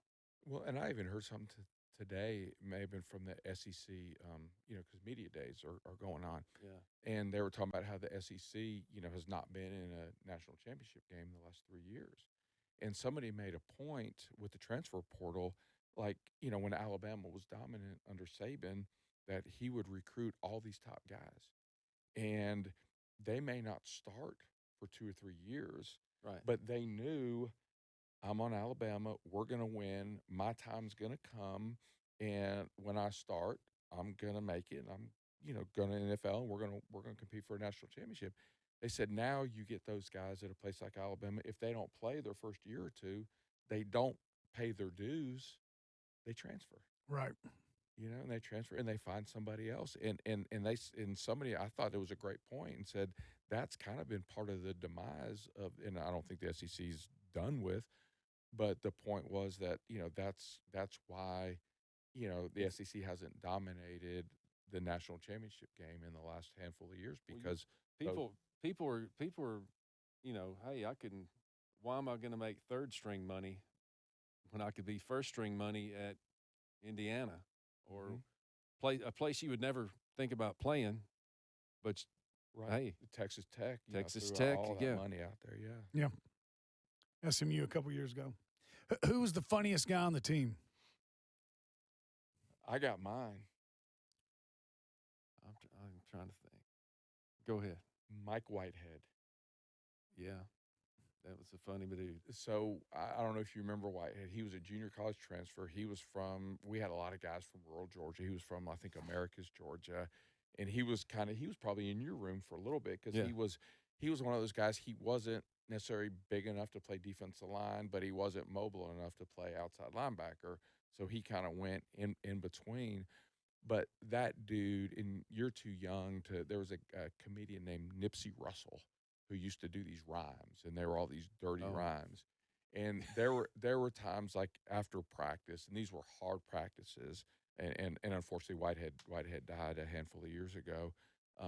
But there was like never a day that I was with him that like wasn't better because I was with him. He was always fun. But after practice, he had these like army boots. So he would go around telling rhymes. He would have a jock strap and army boots on. I do remember that. And he would just walk around, and he would just tell these rhymes and tell these stories. And it always made you laugh, always made your day better. Who did the best Majors impersonation?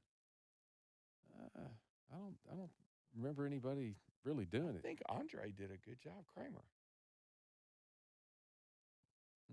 I don't really remember anybody really doing it other than Not in front of him. Yeah, right? No, yeah. Of course not. I think I have a memory of probably Kramer? Andre. Yeah. I can see that. I mean, he was good. He's a guy that you could imitate. You know what I'm saying? Like, Yeah. So let me ask you this: as a kid, let's turn the role. What, like, you were around a fairly good amount. Yeah. Like, what were some of your favorite memories from that time? Okay, so I'll make it quick, but my earliest memories are about 82. And so I don't know if y'all remember this, but Doug Furness, Mike Furness, mom and dad are from Pitcher, Oklahoma. Okay. So there's Pitcher, Oklahoma, and then there's Miami, Oklahoma, where the junior college is. NEO. That's where Mike and Doug were from. Right. In between Miami and Pitcher is Commerce, which is where that they were from that. Anyways, Doug was married in college, and he was our babysitter. So for those that don't know, No. yeah, Doug was a power lifter. At one Right. point, the strongest man in the world. He broke the squatting record. Yeah. Right, I think. right. And could do a backflip. Could do a Yeah. backflip, could do anything. And he was our babysitter. So, he would drop us off at school. I mean, this guy, he's the biggest guy in the world. But anyways, and then I can remember then Johnny Jones started babysitting us. Do y'all remember Johnny had that black pickup truck? And then he had a 300Z. And that pickup truck was souped up, man. Okay. He would come pick me up, and we lived in Cedar Bluff. What's the speed limit? 30 miles an hour? 30 or 35, yeah. Bro, we were going, I don't know, 70 miles an hour, 100 miles, I don't know. But then, as we mentioned, about 86 is when Coach Majors let us become ball boys. And I can remember coming in there and stealing Kimbro's wristbands and your tactile, and I'd come out of there, dude. And Max and Fraze would be like, I can't remember. He told me this the other day, and he said Coach Majors got on him at the end of the year. Said they spent too much money in the equipment room, and he said it's because the damn coach's sons The are ball robbing boys his are block. missing. They're stealing everything. They're not. coming out of here with gloves. Man, we stole it all. Stealing's not the right word. And then y'all remember, this is a little thing, but you'll get it. Like back then, that I can remember y'all filling your bags up. There was that cooler, and you might have 20 Gatorade cans in your, because they didn't, you had the training table, but y'all didn't get as Right. There You had to wasn't a take stuff back. You nutrition had to take bar. stuff, right. You had to take stuff back to your room. And man, and I remember I came out of there one time and I had some Gatorades. My dad never talked to me during a game, ever, the whole time I was a ball boy. But we went up to the tailgate and afterwards, and I had some, I don't know, I was 12, and I had a bunch of Gatorade cans and some tactiles, and that conversation didn't go well. That one was ugly. But that just, y'all were my heroes, man. Y'all were all, I'd come in and you guys would talk to me, and Well, I've got a picture. I couldn't find it. I could if I had more time, but it's me on my recruiting visit, and you're in the picture with me. Really? Yeah, it's my mom and dad, and then how much younger is your brother? 4 years. Okay, I think you both might have been in the picture. I'll have to find it, and if I I'd can, love I'll to say see. my mom had a huge scrapbook of stuff, and Andre was at the Arkansas game. Do y'all remember that picture? It was media day or something. My brother, man, he was little and he had an umbrella. It was raining during, what did y'all call that? Picture day, I guess? Picture day, yeah, or media, yeah. And it was on the front page of the paper, and Nick was holding an umbrella, and Andre was bent down, standing under it. And anyway, so went up to Andre and was like, his wife was like, you remember that picture? That's him, stuff like that. That's pretty cool. But just being in the locker room with the guys, man. And I don't, my mom always tells it. I don't know why. Real hard for people to believe now. I thought, like, all the kids were scared of Coach Majors. I wasn't. I thought we were buddies. And so, like, Mom said, like, I'd go down on the field and I'd be like, Coach Majors. And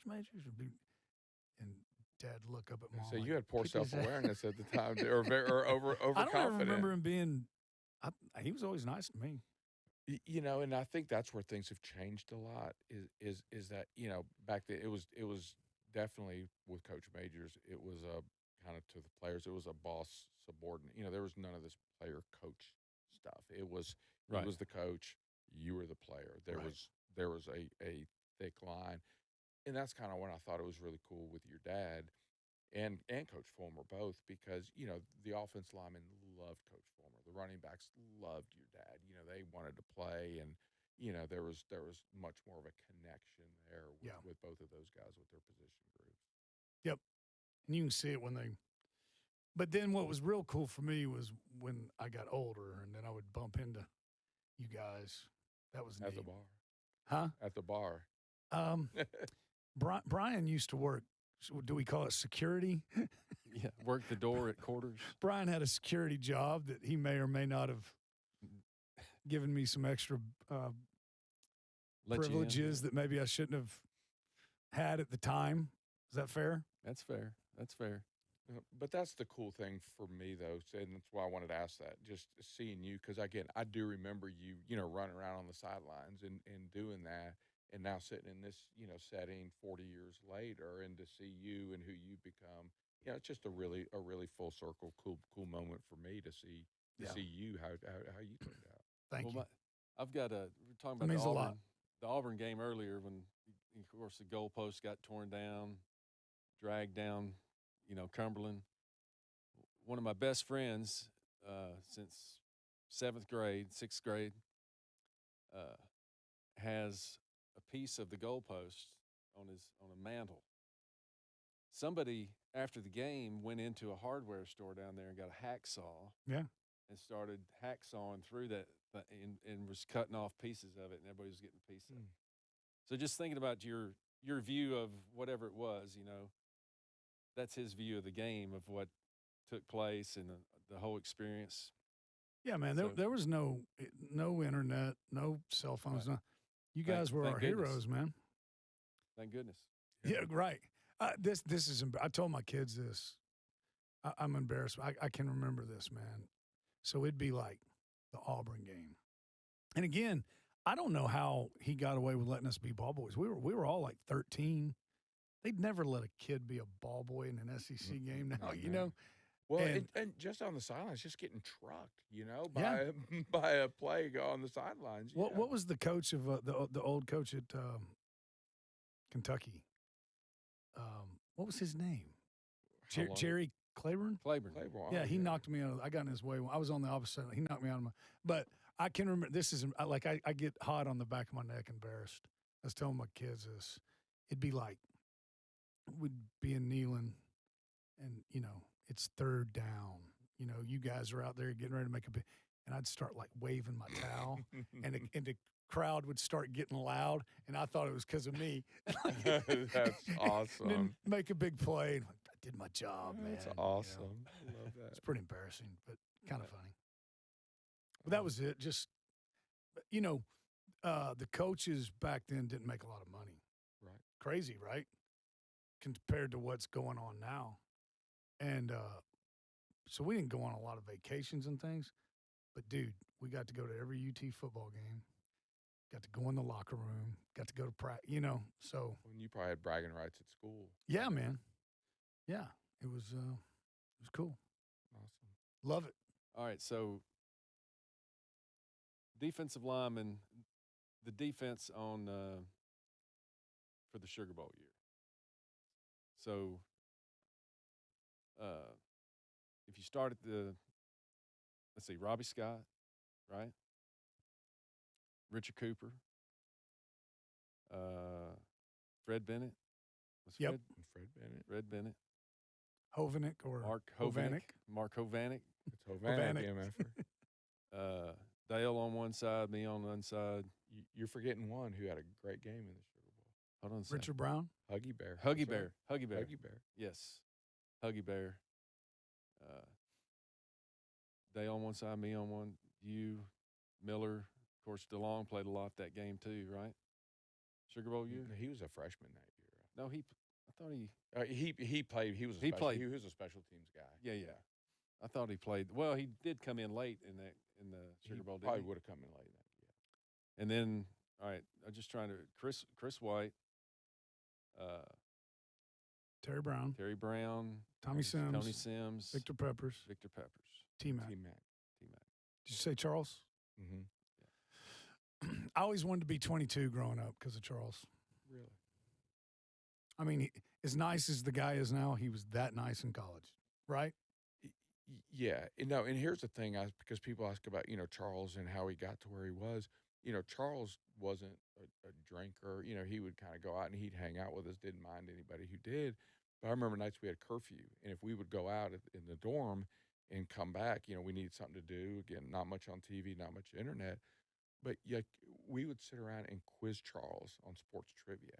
and it'd be like, Charles, who got, and he may have just made some of this stuff up, but it's like, Charles, who had the most strikeouts in 1972? Who struck out the most in 1972? Dave Kingman, and he just always knew sports, and you could ask him anything about anything, and the guy was just on it. So when you watch him now, he studies up on games, and he knows, and I mean, he's just very acutely aware of the game and works hard and articulates it very well. Yeah. It was evident back even that, as a young kid, I knew, you could tell there was something. He was going to do something.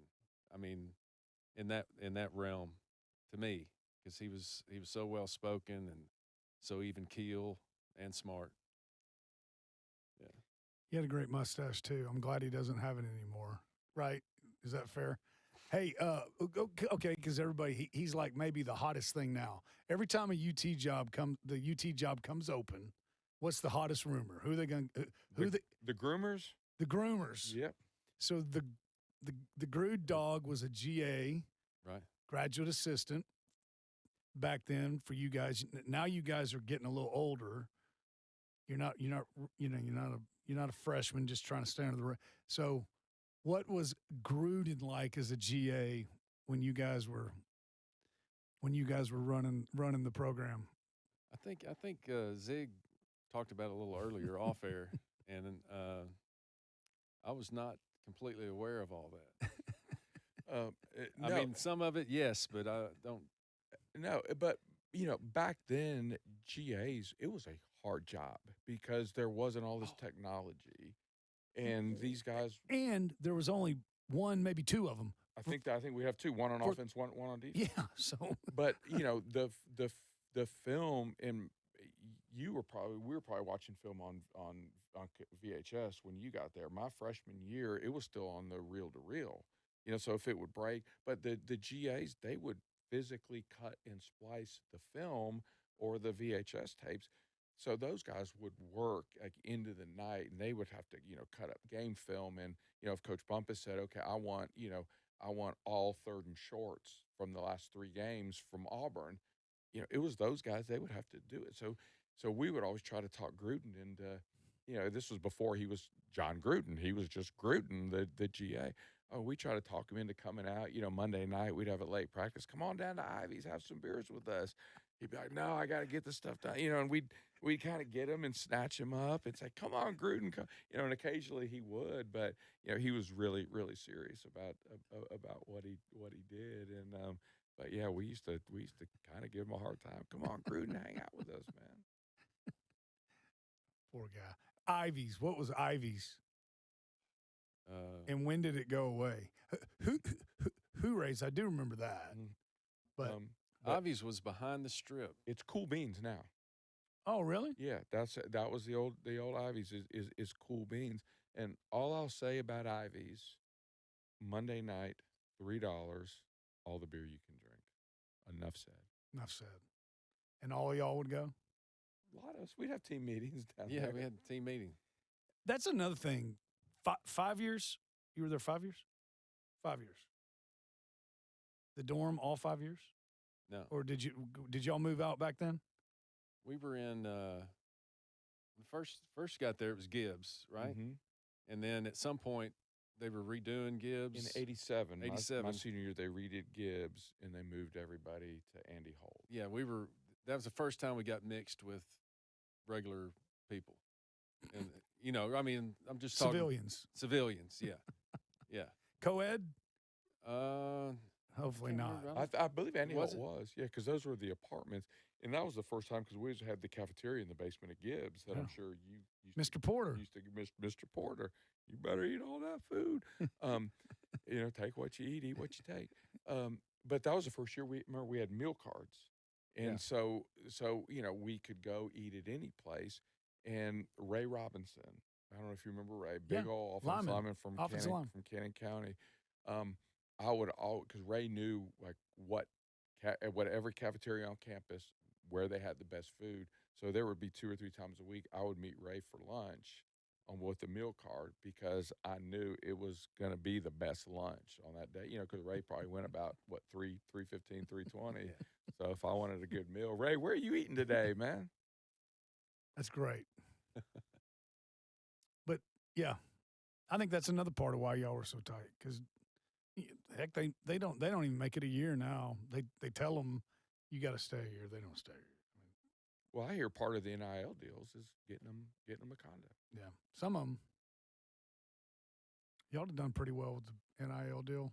What'd you say off air? You would have been happy with some free hot dogs at Smoky Mountain Market. Free, give me some hot dogs at Smoky Mountain Market. Maybe a couple cold beers at the pitchers at the last lap. All right, anybody who's under 40, I mean anybody who's over 40, maybe 30, knows that Gus's is a staple.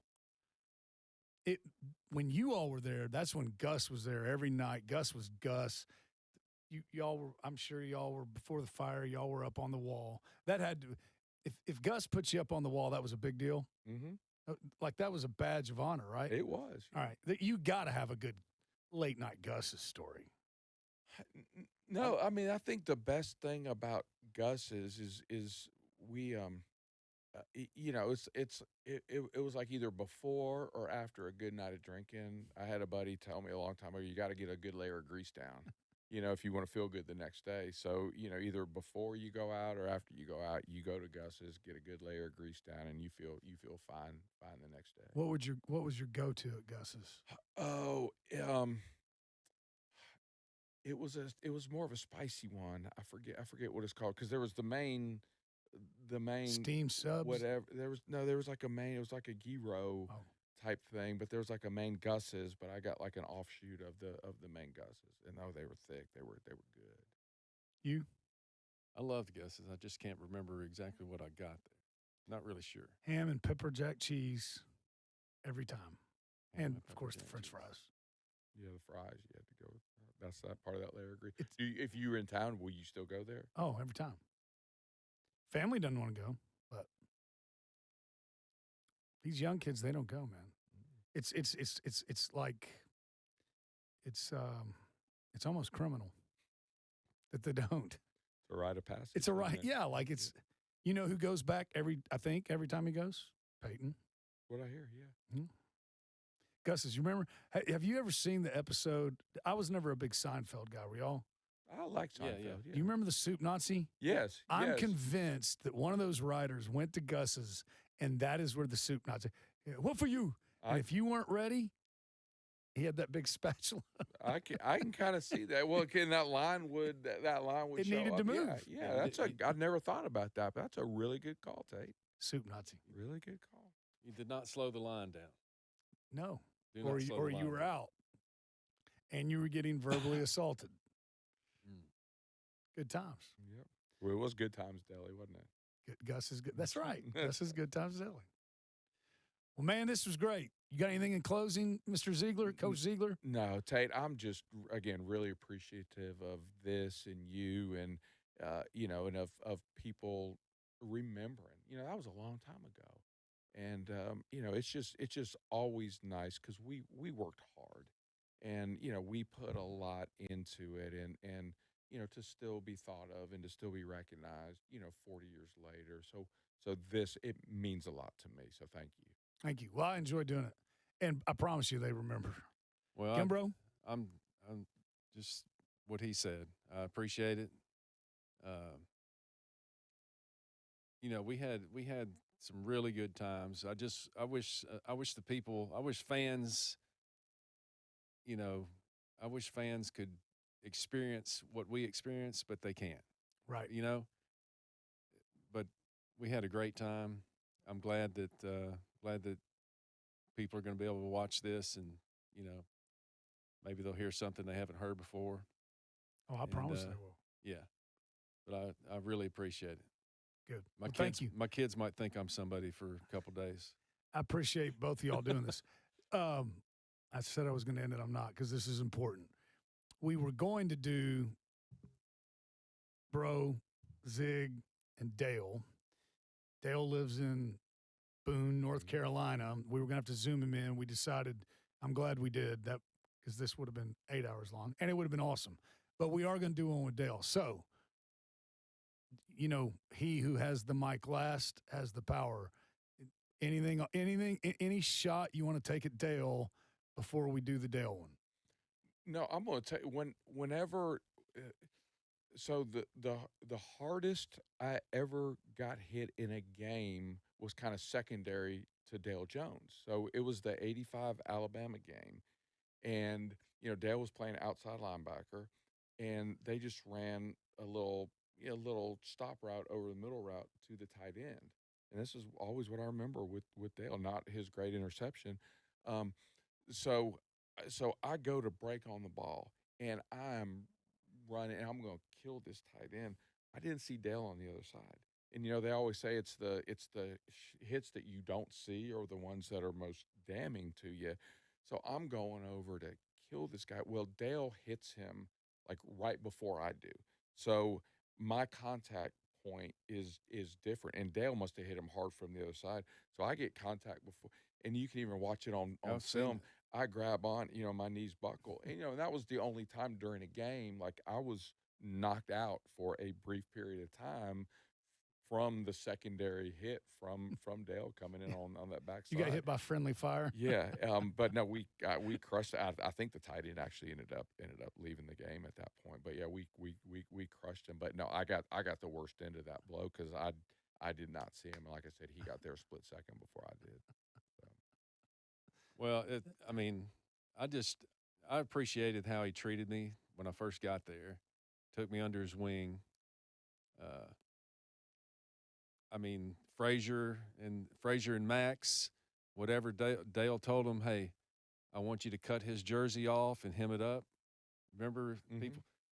Oh, you had that cut off. Yeah, you had good abs though. Yeah, you did. I didn't ask for that to. Dale had it rocking. He's like, hey, give him one. He just took care of me. Yeah, took care of me. The running joke though with Dale and with Frazier, because Frazier's from Bradley County too. I did not know that. Yes. So like we would always joke if ever you like were missing a sock or you needed something, you would go up. Frazier was a young guy. You'd be like, hey, Frazier, I need a pair of socks. He's like, nope, gave the last pair to Dale Jones. And, that was, and you couldn't get anything. Hey, I needed an elbow pad. No, gave my last one to Dale Jones, and it's like you couldn't get anything because Frazier always gave the last one to Dale Jones. Who, you got to know this. You're talking about memories when we were younger. I even knew this when I was a kid. Who hates Vanderbilt more than anybody in the Tennessee football program? Right now. Huh? Right now that's in the program? Yeah, he's still there. Your dad? No. No, who's still involved? Oh, who did? Oh, probably yeah. Max. Max. Nobody hates Vanderbilt more than Max. No, Max hates pretty much every opponent, but especially Vanderbilt. How about the Coach Cafago speech before every? Well, and Coach Woodruff. Remember Bob Woodruff would come. Yeah. He was the athletic director, and he would come but Majors used to always say too. He's like, there's nothing worse than getting beat by Vanderbilt. He said, I did it once as a player, once as assistant coach, once as a head coach. Don't let it happen. Was it our 87? Did we play him at home? Or okay, and we were behind. Big right? time, yeah. And I think Major's halftime speech was something like, you want to lose to these? Go right ahead. Go right ahead. I think, and you came back, right? It was going bad at first. Oh, it was bad. Then they didn't score anymore in the second half. Has Dad ever told y'all that one? Huh? Has Dad ever told y'all that one? So I don't know what it was. They used to have some big banquet at the end of the year here in Nashville, the Tennessee football chapter, whatever. Mm-hmm. Lou Holtz is at Notre Dame, and he's going to be the guest speaker. Well, he can't. Something popped up and he couldn't come. He had to cancel. So they called Coach Majors. Hey, will you come up here and do it? So remember, Dad recruited Middle Tennessee. So when Dad tells it, he says, Major says, hey, they've asked me to come speak at that, Tennessee Football Hall of Fame, whatever. Holtz can't do it. What do you think? You think I ought to do it? And, Dad's like, what? He had already made up his mind. He wasn't going to do it because I said it. But he said, hey, Coach, I think anytime the head coach of Tennessee can speak at something like that in Tennessee, I think it'd be good. so that game's happening. Dad said he's like, y'all were on defense, and Dad's, over on the other end of the sideline. He said he's taking a knee, and it's going bad. And he said he sees Majors walking down towards him. So he said, I'm just sitting there trying to not be seen. He said he walks over and he grabs him by the arm and he picks him up. He goes, Doug, I think I'm going to let you make that talk next week in Nashville. That's hilarious. Never came back and won. Never heard that one. There's a bunch of them. Classic. Boys, this was fun. Thank you. I appreciate it. I love you, man. You too, man. Love you, bro. man. Appreciate it. Hope you've enjoyed this, and we will see you in the next round.